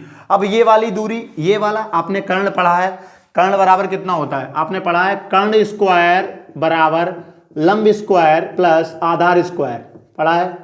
आधार का स्क्वायर यानी कर्ण का वर्ग बराबर लंब का वर्ग प्लस आधार का वर्ग, इन तीनों का वर्ग करेंगे। अब ये वाली साइड PV आपकी वर्ग है, तो PV स्क्वायर बराबर हो जाएगा दिस साइड यानी कि OP स्क्वायर प्लस आपकी ये वाली साइड OB स्क्वायर। तो सिंपल सा हम कह सकते हैं PV जो है वो निकल के आएगा रूट इसका स्क्वायर यानी कि R का स्क्वायर प्लस L का स्क्वायर, इन दोनों का स्क्वायर हो गया। तो ये साइड आपके पास हो गई root R square plus L square, ठीक है। तो अपॉन में दूरी कितनी हो जाएगी, R square plus L square दूरी, और दूरी का होता है स्क्वायर। ये इक्वेशन पहले निकल आई। अभी इसको एक स्टेप और, स्क्वायर से स्क्वायर रूट यानी वर्ग से वर्गमूल कैंसिल आउट हो जाएगा, कट जाएगा। तो ये निकल आएगा 1/4 1/4πε0 Q बटे R square plus L square, समीकरण 1।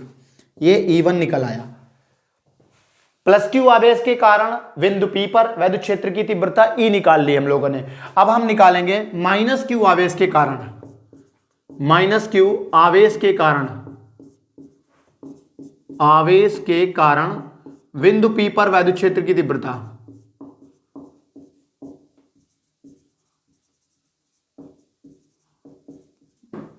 वैद्युत क्षेत्र की तीव्रता, ठीक है।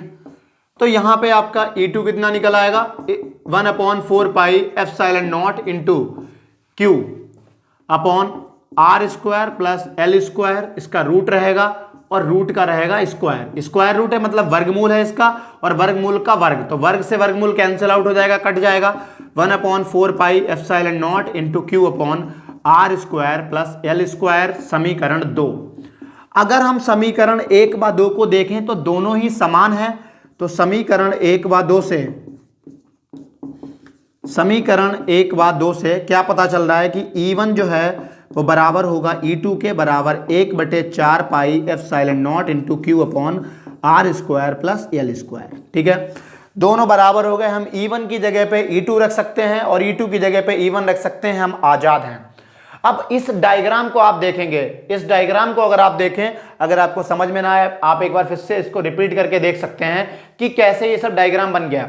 इस डायग्राम को देखें, यहां पे कुल कितनी इलेक्ट्रिक फील्ड मिल रही है, 4 मिल रही हैं।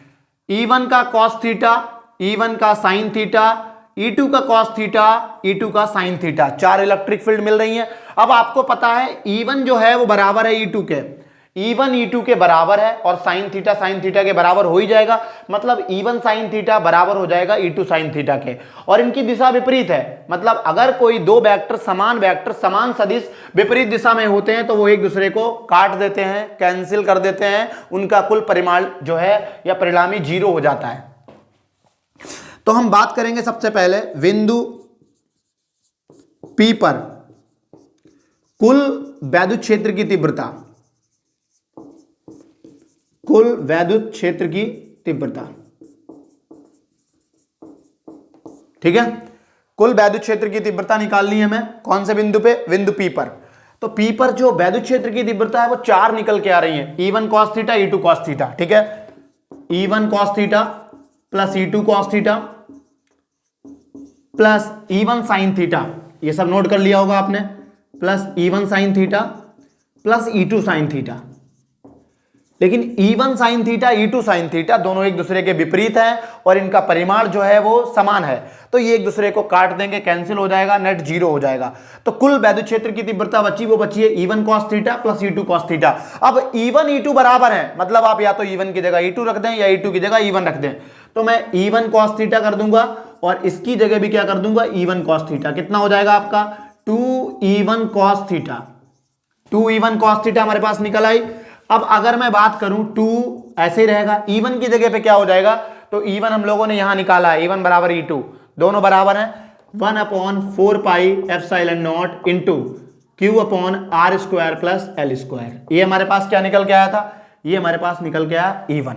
अब अभी आपको निकालना है cos थीटा, तो ये एंगल है, कोण है, कोण के ठीक सामने वाली साइड परपेंडिकुलर होती है यानी कि लंब होती है, नीचे वाली बेस होती है, आधार होती है, आधार बटे कर्ण cos थीटा होता है, ये आधार है और आधार क्या है आपका L है और कर्ण क्या है √R square plus L square. तो इंटू हो जाएगा आपका cos थीटा यानी कि L upon R square plus L square का रूट का मतलब है पावर 1/2, आधी पावर करनी है। मैं कहीं भी अगर आप देखें x का रूट लगा, इसका मतलब x की पावर कितनी है, x की घात कितनी है, 1/2 घात है इसकी। तो L upon R square plus L square की घात 1/2। अब यहां पे घात 1 है, यहां पे घात 1/2 है। अगर हम गुणा करते हैं, गुणा में आपने पढ़ा होगा घातें जुड़ती हैं, 1 और 1/2, तो 1 प्लस 1/2 बराबर हो जाएगा 3/2, यानी कि इसकी घात कितनी हो जाएगी 3/2। हम यहां इसको लिख सकते हैं E बराबर 2 into 1/4 epsilon not into QL upon R square plus L square की घात 3/2। फिर से आपके सामने वही कहानी है, 2 है, Q है, L है, 2 है, 2QL P के बराबर होता है। तो आप इसको लिख सकते हैं 1/4 pi epsilon not into P upon.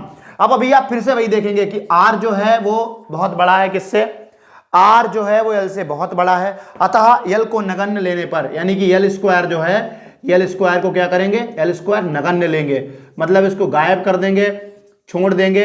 जब भी हम करोड़ों की बात करते हैं तो 1-2 रुपया ऐसे छोड़ देते हैं।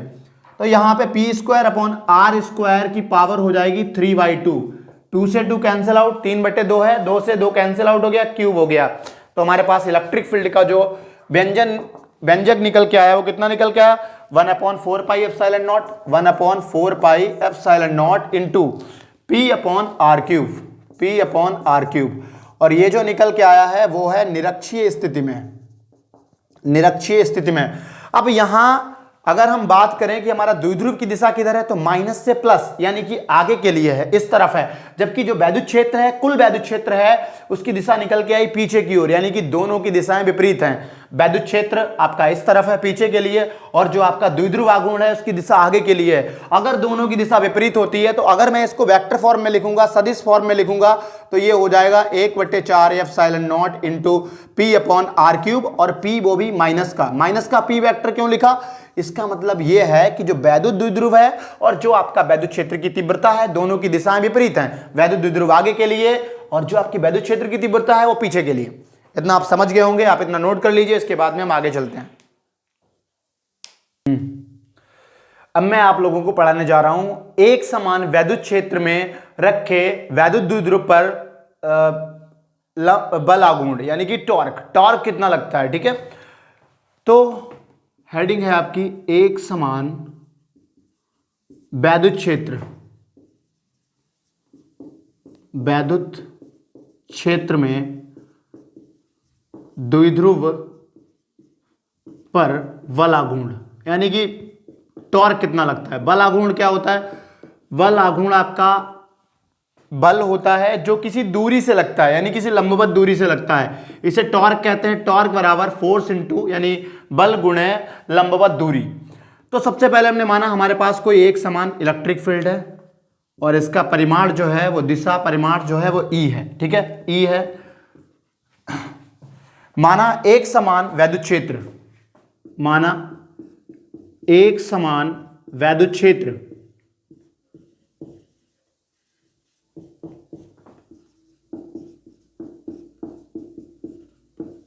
E में एक द्विध्रुव वैद्युत द्विध्रुव रखा है। हमने माना एक आपका वैद्युत द्विध्रुव है ये आपका प्लस क्यू आवेश है। वैद्युत द्विध्रुव में दो आवेश होते हैं, द्वियो आवेश बता रहे हैं, दो आवेश होते हैं, एक आपका प्लस क्यू, एक आपका माइनस क्यू, ठीक है, दो आवेश हैं और इनके बीच की दूरी जो है वो आपकी होती है 2l। ये आपका ए बिंदु है, ये आपका वी बिंदु है, ठीक है। अब हमने माना कि ये आपकी वैद्युत क्षेत्र है और ये जो आपका द्विध्रुव है ये वैद्युत क्षेत्र के साथ कोण थीटा बना रहा है, कोई एंगल बना रहा है, कोण बना रहा है जो कि थीटा है। माना एक समान वैद्युत क्षेत्र ई में एक द्विध्रुव थीटा कोण पर रखा है, ठीक है, रखा है। अब अगर हम बात करें इस पे लगने वाला कुल बल, यानी बल कितना होगा, तो एक आपका इधर के लिए बल हो जाएगा, एक इधर के लिए हो जाएगा, दोनों विपरीत दिशा में है। तो कुल बल की अगर हम बात करेंगे, कुल लगने वाला बल, कुल लगने वाला बल या द्विध्रुव पर कुल लगने वाला बल, तो F बराबर दोनों का जो आवेश है F बराबर कितना हो जाएगा, F बराबर QE होगा। आपने पढ़ा था E बराबर F अपॉन Q होता है। इलेक्ट्रिक फील्ड यानी कि जो वैद्युत क्षेत्र की तीव्रता है बराबर बल जो अनुभव कर रहा है वो चार्ज, तो यहां से F बराबर QE हो जाता है। अगर प्लस है तो एक आपका प्लस का QE हो जाएगा और दूसरे की दिशा विपरीत है, मतलब जब उधर लेके आएंगे तो दूसरा वाला क्या हो जाएगा, माइनस का QE। तो कुल बल जो है कितना हो जाएगा, देखो एक बल इस दिशा में है, इस दिशा में लग रहा है, एक पीछे के लिए लग रहा है, दोनों की दिशाएं विपरीत हैं। अगर कुल बल की बात करेंगे तो वो कितना हो जाएगा, निगेटिव, यानी कि QE माइनस QE 0 हो जाएगा, क्योंकि दोनों आवेश सेम है। तो फोर्स कितना QE, लेकिन दिशा विपरीत है, मतलब QE माइनस QE कितना हो गया, 0। जब भी आपका किसी भी बॉडी पे, सिस्टम पे, निकाय पे कुल बल अगर 0 है तो वहां पे लगता है आपका टॉर्क, यानी कि अतः यहां एक बल आघूर्ण कार्य कर रहा होगा, बल आघूर्ण कार्य करता है, कार्य करता है। और बल आघूर्ण का फॉर्मूला क्या जानते हैं आप, तो बल आघूर्ण बराबर होता है बल गुणा जिस वो लंबवत दूरी से लग रहा है, तो गुणे लंबवत दूरी, लंबवत दूरी, बल गुणे लंबवत दूरी, बल बराबर कितना हो जाएगा, QE। और अगर मैं इस लंबवत दूरी को निकालूं तो ये लंबवत दूरी कितनी हो जाएगी, A, और इस बिंदु को मैंने मान लिया C, तो Q इंटू AC। अब आपको AC निकालना है। आप इस त्रिभुज ABC में बात करेंगे, त्रिभुज ABC में, इस त्रिभुज ABC में क्या हो जाएगा, आपको लंबवत दूरी चाहिए, मतलब लंब बटे कर्ण, तो लंब बटे कर्ण आपका क्या होता है, ये होता है साइन थीटा। कर्ण कितना है, AB, लंब आपका AC है बटे AB आपका 2l के बराबर है। AB है इस डाइपोल की, यानी कि इस द्विध्रुव की लंबाई जो कि 2l के बराबर है। 2l बराबर साइन थीटा, यानी कि आपका AC निकल आया कितना, AC बराबर 2l साइन थीटा। जो लंबवत दूरी है वो कितनी है, 2l साइन थीटा, तो QE into 2l sine theta, 2l sine theta. अब 2l और Q आपको पता होगा, 2l और Q मिलके आपका द्विध्रुव आघूर्ण बनाते हैं, तो ये आपका हो जाएगा PE साइन थीटा। और जो बल आघूर्ण है इसे टॉर्क से प्रस्तुत करते हैं। अब इसके 3 केस हैं। अगर हम प्रथम केस की बात करें तो प्रथम स्थिति क्या हो जाएगी, जब हमारा कोण जो है, कोण 0 हो, थीटा बराबर कितना हो, 0 हो। जब थीटा 0 होगा टॉर्क कितना हो जाएगा, 0, क्योंकि यहां साइन थीटा में 0 रखेंगे, साइन 0 का मान हमेशा 0 रहता है। दूसरी कंडीशन क्या हो जाएगी, नोट दूसरा, तो जब थीटा बराबर 90 डिग्री हो, देखो जब 0 है, ये डाइपोल इस तरह से लेटा है, अगर एंगल 0 हो गया तो डाइपोल ऐसे लेट जाएगा। ये डाइपोल ऐसे है, अभी थीटा कोण बना रहा है इलेक्ट्रिक फील्ड के साथ, ये ऐसे आ जाएगा। जैसे ये कोण 0 हुआ ये ऐसे आ जाएगा, और वो स्थिति जो है वो आपकी स्टेबल कंडीशन मानी जाती है, यानी कि वो आपकी सबसे सही कंडीशन मानी जाती है।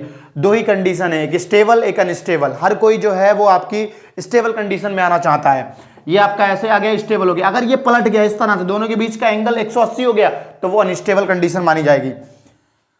जब कोण 0 हो, जब थीटा 90 हो, तब टॉर्क बराबर हो जाएगा PE साइन 90। साइन 90 का मान कितना होता है, साइन 90 का मान आपका 1 होता है, तो टाउ बराबर हो जाएगा PE, और ये मान होगा अधिकतम, मैक्सिमम, अधिकतम। दूसरी बात यह है, हमने ये पढ़ रखा था क्लास 11th में, कक्षा 11 में, कि A क्रॉस B अगर हमारा सदिश गुणज है, सदिश गुणनफल है, तो वो होता है आपका ए बी साइन थीटा के बराबर। यानी कि जब भी कहीं आपको साइन दिख जाए आप कह सकते हैं वो सदिश गुणन है। तो यहां से हम ऐसा भी लिख सकते हैं टाउ बराबर वेक्टर टाउ बराबर पी क्रॉस ई, जहां क्रॉस सदिश गुणन है। ठीक है, तो मतलब ये आपकी जो है ये सदिश राशि है और इसका जो गुणन है वो कैसा होगा, सदिश गुणन होगा। ये आप नोट कर लीजिएगा। लेकिन एक बात यहां पे रह रही है, वो क्या रह रही है, वो ये है कि अगर माना अभी तो ये एक समान वैद्युत क्षेत्र है, अगर ये वैद्युत क्षेत्र एक समान नहीं हुआ तब क्या होगा। एक समान वैद्युत क्षेत्र है तो इस पे लग रहा है बल आघूर्ण, टॉर्क लग रहा है। लेकिन अगर वैद्युत समान एक क्षेत्र कहीं पे वैद्युत क्षेत्र की तीव्रता बहुत ज्यादा है, अगर इधर ज्यादा हो गई तो ये जो तीव्रता है वो इस पे एक बल लगाएगी और इस द्विध्रुव आघूर्ण को ऊपर के लिए खींच ली जाएगी। अगर इधर है तो इधर आपकी खींच ले जाएगी। कहने का मतलब है अब इसमें जो है दो तरह के बल लग रहे होंगे, एक आपका बल आघूर्ण लगेगा, टॉर्क लगेगा, यानी कि रोटेट तो करेगा, ये घूर्णन तो करेगा ही, घूर्णन करने के साथ साथ ये आगे पीछे की गति, मतलब ये जो है इस तरह की भी गति करेगा, आगे पीछे की भी गति करेगा। दो मोशन इसमें हो जाएंगे, दो तरह की गति होगी। अगर ये एक समान वैद्युत क्षेत्र नहीं है तब की बात है। वैसे आप इतना नोट कर लीजिए, इसमें दो चीजें जरूर पूछी जाती हैं। स्टेबल कब होता है, जब थीटा बराबर 0 हो, थीटा बराबर 0 पे आपका स्टेबल होता है। हिंदी क्या होती है स्टेबल की बेटा, हिंदी क्या होती है, स्थाई। मतलब ये आपका स्टेबल का मतलब है ये आपका स्थाई होता है। और दूसरी कंडीशन ये है जब थीटा बराबर 180 हो, यहां पे अनस्टेबल होता है, यानी कि ये आपकी हिंदी होती है इसकी अस्थाई, स्थाई अस्थाई। और स्टेबल कब होता है, थीटा 0 कब होता है, जब आपका इलेक्ट्रिक फील्ड और यानी कि जो डाइपोल मूवमेंट है, द्विध्रुव आघूर्ण है और वैद्युत क्षेत्र है, दोनों एक ही दिशा में हो। दोनों किधर हो, एक ही दिशा में हो, एक ही दिशा में हो। और ये थीटा 180 कब होगा, जब वैद्युत क्षेत्र आपका इधर के लिए है और जो डाइपोल मूवमेंट है यानी कि जो P है वो आपका अपोजिट दिशा में हो, दोनों के बीच। ये अस्थाई कंडीशन है जब एंगल 180 बनता है, कोण 180 बनता है। 0 180 दोनों कोण आपको ध्यान रखने हैं। अब मैं आपको बताने जा रहा हूं वैद्युत फ्लक्स। वैद्युत फ्लक्स यानी इलेक्ट्रिक फ्लक्स क्या होता है, कोई भी पृष्ठ है, उस पृष्ठ से जितनी भी वैद्युत बल रेखाएं निकल रही होंगी, उन वैद्युत बल रेखाओं की कुल संख्या को हम लोग बोलते हैं वैद्युत फ्लक्स, इलेक्ट्रिक फ्लक्स। दूसरा हम इसको इस तरह से डिफाइन कर सकते हैं कि कोई भी वैद्युत क्षेत्र है, वैद्युत क्षेत्र के नॉर्मली यानी कि उससे जो लंबवत वैद्युत रेखाएं निकल रही होगी उनकी संख्या को हम लोग बोलेंगे वैद्युत फ्लक्स। ठीक है, या फिर दूसरा आपका जो वैद्युत क्षेत्र है, वैद्युत क्षेत्र तथा जिस पृष्ठ के एरिया से यानी कि क्षेत्रफल से वो निकल रही होंगी, दोनों के गुणनफल को हम लोग बोलते हैं वैद्युत फ्लक्स। तो वैद्युत फ्लक्स या फिर हम कह सकते हैं electric flux. Flux, electric flux क्या है, किसी पृष्ठ से लंबवत, किसी पृष्ठ के लंबवत निकलने वाली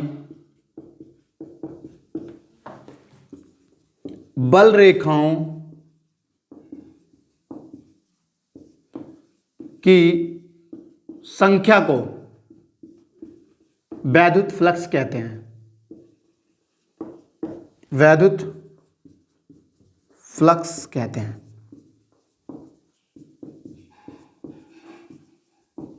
माना ये कोई आपका पृष्ठ है, ठीक है। अब इस पृष्ठ का जो एरिया वेक्टर है यानी कि जो दिशा सदिश है, जो आपका क्षेत्र सदिश होता है, वो हमेशा इसके नॉर्मल होता है, लंबवत होता है। किसी भी, ये आपका कोई पृष्ठ है, ठीक है, ये क्या है आपका पृष्ठ है और ये इसका क्षेत्र सदिश है। पृष्ठ का अपना एक क्षेत्र सदिश होगा, क्षेत्र सदिश, जो कि हमेशा उसके लंबवत होता है। दूसरा ये माना मैंने वैद्युत क्षेत्र है, ई है, या वैद्युत क्षेत्र की तीव्रता है, या वैद्युत लाइन है, वैद्युत क्षेत्र है। तो यहां पे मैं सीधे से वैद्युत फ्लक्स की परिभाषा एक और बता सकता हूं, फाई बराबर ई डॉट ए, यानी कि दोनों का जो ये आपकी कैसी, ये अदिश राशि है, जो आपका फ्लक्स है वो अदिश राशि है। और अदिश राशि है मतलब इसका गुणन जो होगा वो कैसा होगा, सदैव अदिश होगा। तो ई डॉट ए यानी कि वैद्युत क्षेत्र तथा क्षेत्र सदिश, वैद्युत क्षेत्र तथा क्षेत्र सदिश के अदिश गुणन को वैद्युत फ्लक्स कहते हैं। अगर इसके मात्रक की बात करें तो न्यूटन मीटर स्क्वायर पर कूलाम होता है। इसका जो मात्रक है वो न्यूटन मीटर स्क्वायर पर कूलाम होगा। इससे आप पहचानेंगे ये फ्लक्स है। अगर फाई को मैं थोड़ा और देखूं, phi is equal to E dot A, मतलब ई ए, जब भी आपकी अदिश गुणन होता है यानी कि अदिश गुणनफल करेंगे हम लोग तो ई ए कॉस थीटा हो जाएगा, जहां थीटा जो है दोनों के बीच का कोण है। जैसे मान लिया मैंने ये कोई पृष्ठ है, ये इलेक्ट्रिक फील्ड है और ये आपकी इलेक्ट्रिक फील्ड है, ये एरिया है आपका, मतलब क्षेत्र सदिश है, दोनों के बीच का कोण थीटा है, तब जो आपका फ्लक्स होगा वो ई ए कॉस थीटा हो जाएगा। आपको हमेशा के लिए ध्यान रखना है। और अगर आपका एरिया बहुत कम ले रहे हैं, मान लो एरिया कम ले रहे हैं, तो डी फाई निकालना है छोटा सा, किसी सूक्ष्म क्षेत्रफल की बात करेंगे तो सूक्ष्म क्षेत्र के लिए या सूक्ष्म क्षेत्रफल के लिए जो आपका सूक्ष्म फ्लक्स होगा फाई इज इक्वल टू हो जाएगा ई डॉट डी ए।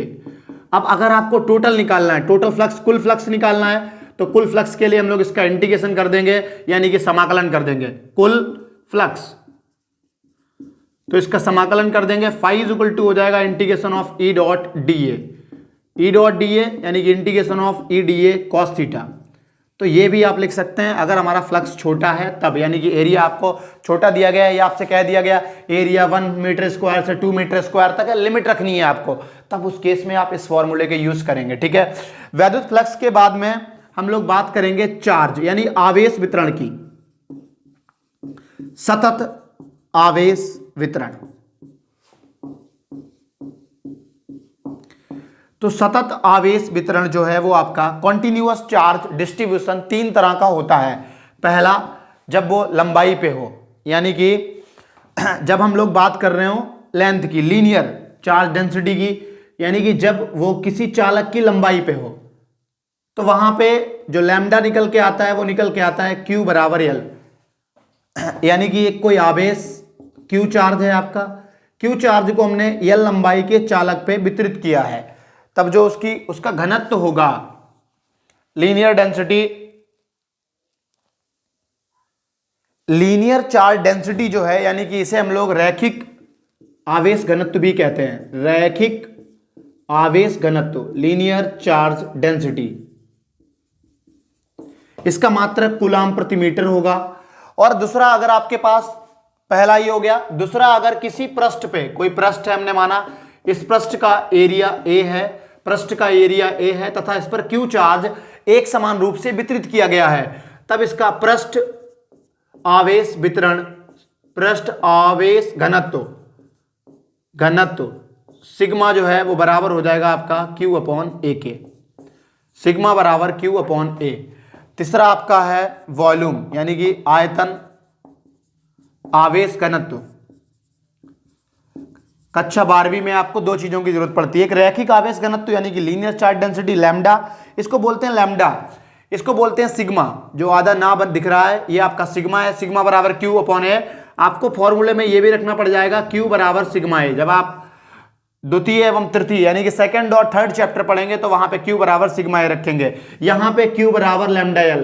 अभी जब हम लोग अभी अगले टॉपिक को पढ़ रहे होंगे, यानी कि गॉस का नियम पढ़ रहे होंगे, गॉस की प्रमेय पढ़ रहे होंगे, वहां पे इसकी जरूरत पड़ेगी Q बराबर लैम्डा L की और यहां पे Q बराबर सिग्मा A की। आयतन आवेश में रो, यहां पे कोई आपके पास क्यूब होगा, कोई आयतन होगा, उस आयतन पे एक समान चार्ज Q वितरित होगा, उसका आयतन B है। तो जो आयतन आवेश घनत्व है, आयतन आवेश घनत्व रो इज इक्वल टू हो जाएगा आपका Q अपॉन V। इसका जो मात्रक है वो कूलाम पर मीटर क्यूब होता है, इसका कूलाम पर मीटर स्क्वायर। इन तीनों टॉपिक की बहुत जरूरत है। जब भी हम गॉस का नियम पढ़ेंगे, अगली टॉपिक की हम बात करेंगे वो है आपका गॉस का थ्योरम, आप इतना नोट कर लीजिए, फिर चलते हैं हम आगे।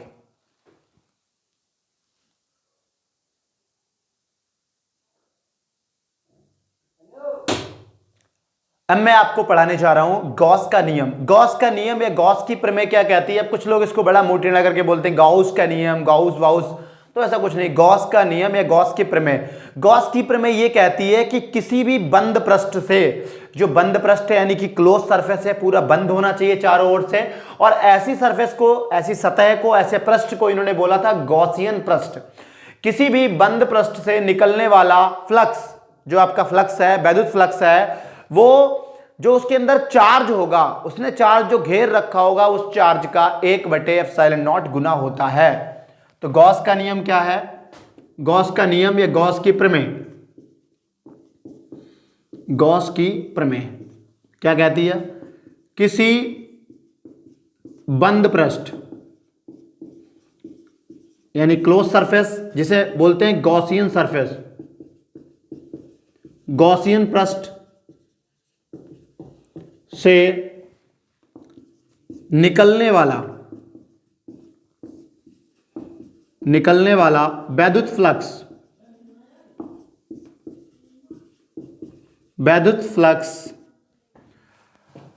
किसी भी बंद पृष्ठ या गॉसियन पृष्ठ से निकलने वाला वैद्युत फ्लक्स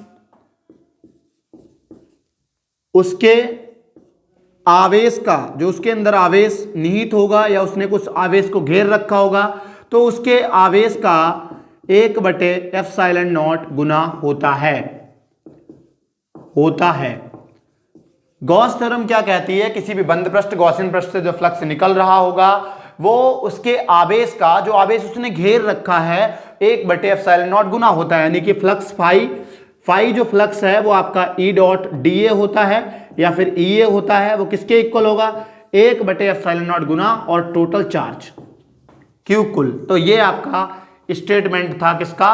गॉस का। इसका अगर हम प्रूफ देखें, यानी कि इसकी उत्पत्ति देखें कैसे प्रूफ करेंगे, तो सबसे पहले हमने ले लिया एक Q चार्ज ले लिया, प्लस Q चार्ज है, ये कोई आपका स्फीयर ले लिया और ये इसकी रेडियस हमने माना, इसकी जो त्रिज्या है वो R है। अब यहां पे अगर हम इलेक्ट्रिक फील्ड देखें, अगर पॉजिटिव चार्ज है, धनावेश है, तो इसके लिए जो इलेक्ट्रिक फील्ड है वो हर एक पॉइंट पे बाहर के लिए होगी। ये आपकी इलेक्ट्रिक फील्ड है, वैद्युत क्षेत्र है। और जो आपकी क्षेत्र सदिश है, जो आपका क्षेत्र सदिश है एरिया वेक्टर, वो भी उसी दिशा में होगा, क्योंकि हमें पता है हमने अगर छोटा सा लिया है, हल्का सा एरिया लिया है, बहुत कम एरिया लिया, तो मैंने मान लिया कि DA एरिया ले लिया। एरिया कितना है? DA एरिया, सूक्ष्म एरिया, तो DA हो जाएगा।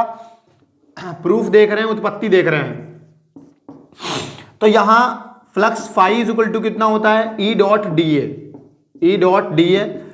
E एक समान है, नियत है, बाहर निकल आया, अंदर बचा, और DA, तो ये आपका हो जाएगा DA cos थीटा। कितना हो जाएगा? DA cos theta. हमें पता है सदिश है, तो जब भी आपका अदिश होता है कोई भी, और अदिश गुणनफल होता है, उसमें हमेशा cos थीटा आता है। ये आपका अदिश है, अगर ये अदिश है तो ये दो क्वांटिटी जो है उनका जो गुणनफल होगा इन दोनों का, वो आपका हमेशा अदिश रहेगा, और अदिश में आता है आपका cos थीटा, तो EDA cos थीटा हो गया। EDA अंदर रहा। cos थीटा की बात करें, दोनों एक ही दिशा में है, तो दोनों के बीच का कोण जो है वो कितना होगा? 0, cos 0, और cos 0 का मान 1 होता है, मतलब इसका रोल फिनिश हुआ, इसका मान 1 हो गया। तो E इंटू DA, अगर इंटीग्रेशन है, मतलब ये बात कर रहे हैं टोटल एरिया यानी कि कुल क्षेत्रफल, स्फीयर का कुल क्षेत्रफल होता है आपका बेटा कितना होता है? 4πr²। तो कुल क्षेत्रफल, तो यहां E इलेक्ट्रिक फील्ड का मान कितना होगा? 1/4πε0। देखो ये आपका यहां चार्ज रखा है, इससे R दूरी पे इलेक्ट्रिक फील्ड निकालनी है, तो Q/r² हो जाएगा, इंटू क्षेत्रफल इसका होता है 4πr²। स्फीयर का क्षेत्रफल जो है वो कितना होता है आपका? 4πr²। r² से r² कट गया, 4π से 4π कट गया, कितना बचा? Q/ε0। यही इन्होंने बताया था गॉस ने कि, लेकिन पृष्ठ हमेशा बंद होना चाहिए। कोई भी पृष्ठ है, आपने एक वायर लिया, उसके चारों ओर आपको कोई बंद पृष्ठ मानना पड़ता है। इसके बाद में यहां पे जगह शायद कम पड़ जाएगी। जो एप्लीकेशन है, जो पहला गॉस का अनुप्रयोग है, किसी एक अनंत लंबाई वाले एक चालक पे हमें एक समान आवेश का वितरण करना है, उसके बाद में उसके लिए हमें वैद्युत क्षेत्र की तीव्रता निकालनी है R दूरी पे। उसे करने के लिए पहले मैं इसको रफ करूंगा, फिर करेंगे हम लोग।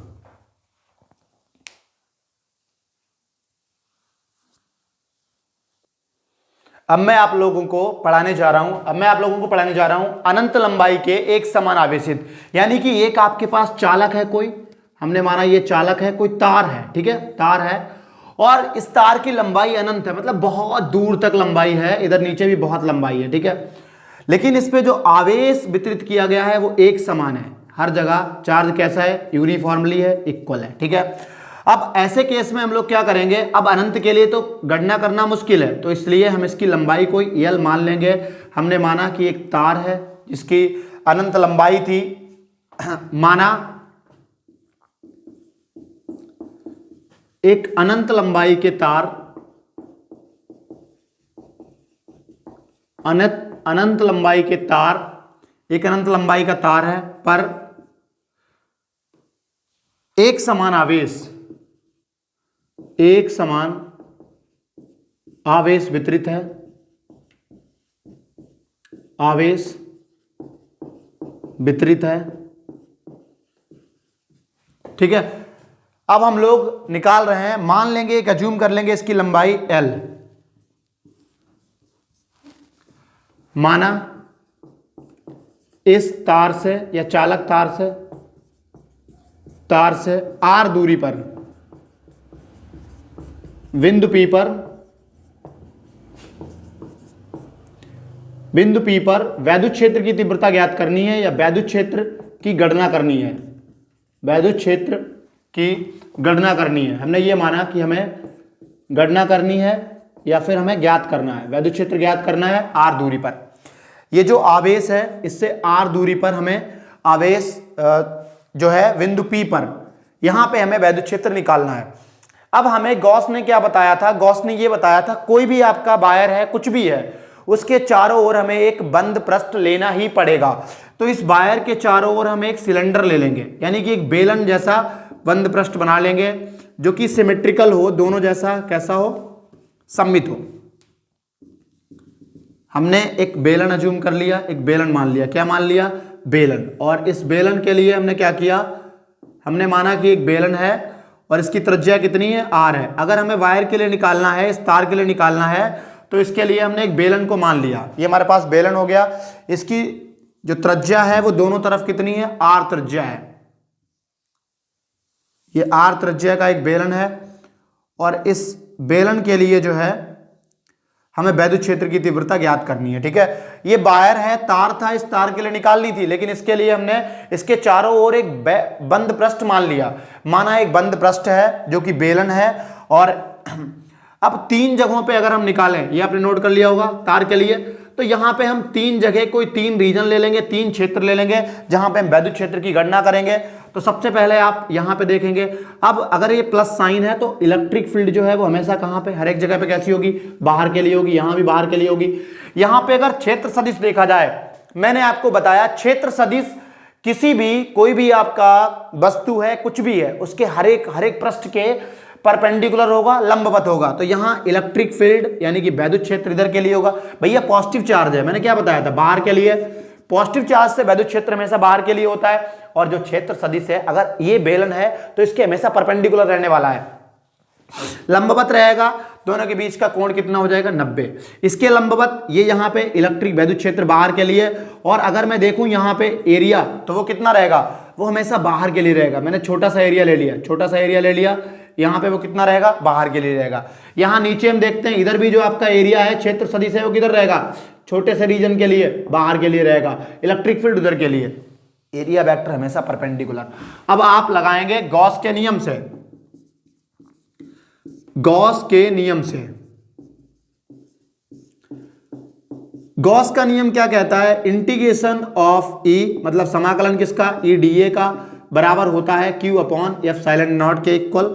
और यही तो फ्लक्स है भैया, यही फ्लक्स है। यहां से देखते हैं, तीन जगह हमने लिए हैं, रीजन 1 एक जगह पे, दूसरी जगह पे, और ये आपका तीसरी जगह पे। तीन जगहों पे हमें वैद्युत फ्लक्स निकालना है। हम यहां पे भी निकाल के देख रहे हैं, यहां पे निकाल के देख रहे हैं, यहां पे निकाल के देख रहे हैं। वो आपका कुल वैद्युत फ्लक्स होगा, ऊपर नीचे और इधर। ठीक है, तो यहां पे फ्लक्स कितना हो जाएगा, ई डी ए पहले रीजन में कितना एंगल है, cos 90 डिग्री, cos 90, cos 90 की वैल्यू 0 होती है।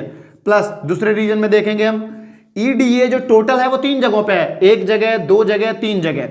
दूसरे रीजन में हम देखेंगे ई डी ए, अभी ये वेक्टर हटा रहे हैं, कोण आ रहा है ना, दूसरा रीजन। तो दूसरे रीजन में कौन सा है, दोनों एक ही दिशा में, दोनों एक ही दिशा में है, कोण कितना हो जाएगा, 0 बन जाएगा।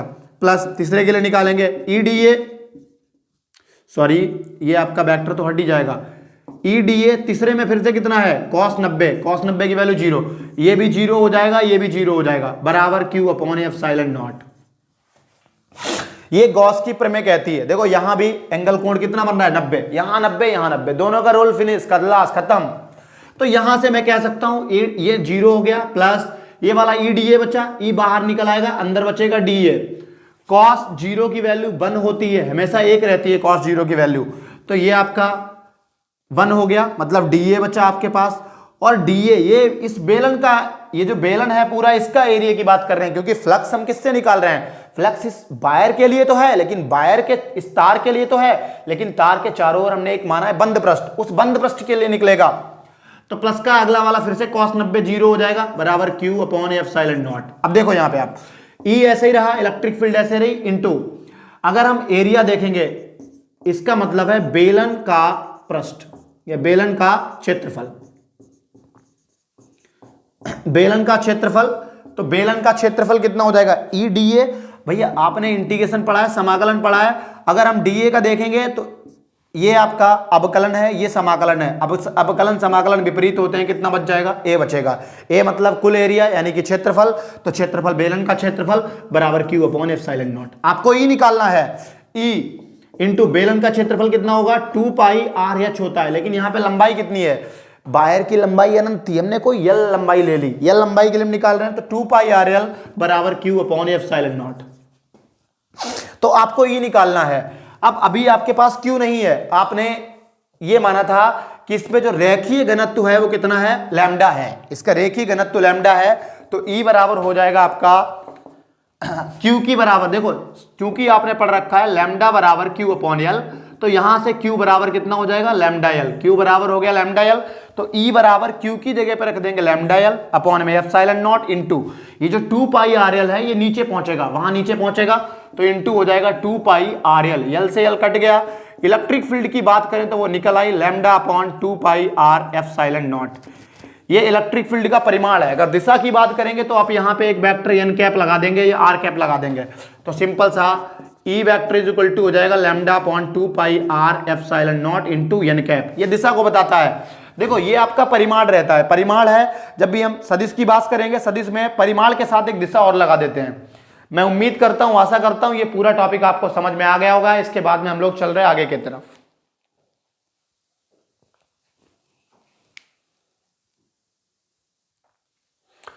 अब मैं आपको पढ़ाने जा रहा हूं, आपके पास कोई एक समान आवेशित समतल चादर है, उस चादर के लिए आपको वैद्युत क्षेत्र की तीव्रता ज्ञात करनी है। तो अगर मैंने माना हमारे पास एक चादर है जिसका क्षेत्रफल A है और इस पे चार्ज जो है वो एक समान रूप से आवेशित है, एक समान रूप से वितरण है इसका, तो माना एक समतल चादर, माना एक समतल चादर जिसका समतल चादर जिसका क्षेत्रफल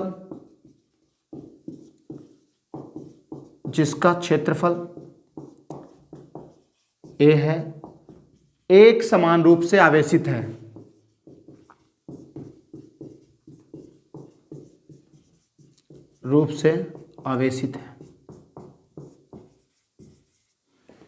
के लिए वैद्युत क्षेत्र की तीव्रता ज्ञात करनी है। वैद्युत क्षेत्र की तीव्रता ज्ञात करनी है। इसके लिए वैद्युत क्षेत्र की तीव्रता ज्ञात करनी है। एक समतल चादर है जिसका क्षेत्रफल 1 है और क्षेत्रफल जो है A है, एरिया A है, समान रूप से आवेशित है, इसके लिए वैद्युत क्षेत्र की तीव्रता ज्ञात करनी है। अब हमें पता है अगर ये समान रूप से आवेशित है तो इसके लिए हमें गॉस का नियम लागू करना पड़ेगा, और गॉस का नियम लागू करने के लिए पहली कंडीशन आपकी यह है कि इसके चारों ओर हमें एक बंद पृष्ठ मानना पड़ेगा। हमने माना कि इधर जो फ्लक्स निकल रहा है वो एक बंद पृष्ठ है, ये आपका कोई बंद पृष्ठ है जो कि सिलेंडर है, बेलन है। इधर भी आप ऐसा ही एक बंद पृष्ठ अज्यूम कर लेंगे, बंद पृष्ठ मान लेंगे, दोनों तरफ बंद पृष्ठ हो गया, पॉजिटिव चार्ज है। अब एक्चुअली ये दिख ऐसा रहा है, लेकिन हम लोग क्या मानेंगे, हम ऐसा मान लेंगे कि कोई बंद पृष्ठ है, इधर से भी निकल रहा होगा, इधर से भी निकल रहा होगा, इधर से फ्लक्स निकल रहा है, इधर से। अब इसके लिए इसके चारों तरफ एक सिलेंडर मान लेंगे, इस तरह से गोल पृष्ठ, बंद पृष्ठ जो इसको भी पूरा कवर कर रहा हो, इधर से ही वैसा मान लेंगे दोनों तरफ। इधर इलेक्ट्रिक फील्ड बाहर के लिए, वैद्युत क्षेत्र बाहर के लिए, इधर इस तरफ। तो इस पॉइंट पे अगर हम देखेंगे वैद्युत क्षेत्र बाहर के लिए होगा, वही इस पॉइंट पे देखेंगे तो वैद्युत क्षेत्र किधर होगा, बाहर के लिए। एक आपका आगे का हिस्सा दिखा रहा है, ये वाला पीछे का हिस्सा दिखा रहा है, दोनों हिस्से अलग अलग दिखाई दे रहे हैं आपको। अब अगर इसके लिए मैं सदिश की बात करूंगा, क्षेत्र सदिश तो इधर बाहर के लिए होगा, इसके लिए सदिश क्या होगा, इसके लिए भी बाहर के लिए होगा।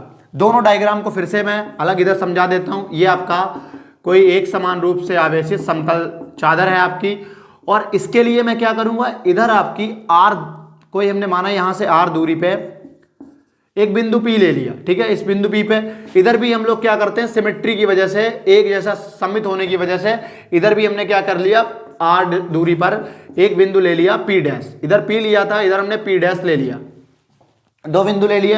वैद्युत क्षेत्र आपका बाहर के लिए, अगर क्षेत्र सदिश की बात करूं तो वो भी कैसा हो जाएगा, बाहर के लिए हो जाएगा। इसका भी क्षेत्र सदिश बाहर के लिए होगा, क्योंकि क्षेत्र सदिश हमेशा किसी भी बिंदु पे उस पृष्ठ के लंबवत होता है, तो यहां पे वो लंबवत हो जाएगा। अब आप बात करेंगे गॉस के नियम से या गॉस की प्रमेय से, तो गॉस की प्रमेय से बेटा क्या हो जाएगा, गॉस की प्रमेय से आपने पढ़ रखा है फाई इक्वल टू ई ए, अगर इंटीग्रेशन नहीं कर रहे हैं तो टोटल ई डॉट ए बराबर क्यू अपॉन एप्सिलॉन नॉट। अब यहां पे दो रीजन में ई ए है, ये वाला रीजन 1 हो जाएगा, ये दूसरा वाला पीछे वाला रीजन 2 हो जाएगा, तो दो जगह ई ए है, ई ए 1 में है प्लस ई ए आपका 2 में है, दो जगह है, बराबर क्यू अपॉन एप्सिलॉन नॉट, ठीक है। ई ए पहले में दोनों एक ही दिशा में है, एंगल कोण 0 हो जाएगा, तो ई ए कॉस 0 हो गया, और कॉस 0 का मान हमेशा 1 रहता है। यहां भी अगर हम देखें तो ई ए कितना हो जाएगा, ये भी आपका ई ए कॉस 0 हो जाएगा, यहां भी मान कितना रहेगा, 1 रहेगा, बराबर क्यू अपॉन एप्सिलॉन नॉट।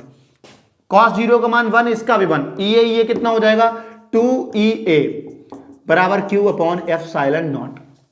अब अगर आपके पास कोई पृष्ठ है तो आपने पढ़ा है पृष्ठ आवेश घनत्व, पृष्ठ के लिए हमेशा क्या होगा, पृष्ठ आवेश घनत्व होगा, जिसको हम लोग सिग्मा से प्रदर्शित करते हैं, सिग्मा बराबर क्यू अपॉन ए। तो यहां से क्यू बराबर कितना हो जाएगा बेटा आपका, सिग्मा ए, यहां मैं वैल्यू रखूंगा equal to sigma A upon epsilon not. इनको दोनों को देखते हैं तो यहां से ई बराबर हो जाएगा sigma A upon 2a epsilon naught, A से ये कट गया, तो यहां से ये निकल आया सिग्मा अपॉन 2 एप्सिलॉन नॉट। मतलब जब भी आपको पतली चादर दिखेगी, आपको समतल चादर दिखेगी, आप उसके लिए इलेक्ट्रिक फील्ड की बात करेंगे हमेशा E बराबर सिग्मा अपॉन 2 एप्सिलॉन नॉट। लेकिन अगर यही वेक्टर की बात करेंगे तो E is equal to sigma upon 2 epsilon not into कोई एन कैप, यानी कि कोई एक आर्बिट्री परिमाणी इसकी अपनी दिशा होगी। इतना आप नोट कर लीजिए, इसके बाद में आगे चलते हैं। बच्चों को आराम से नोट करने का मौका दे देना। वीडियो क्वालिटी क्लियर है, चलिए ओके।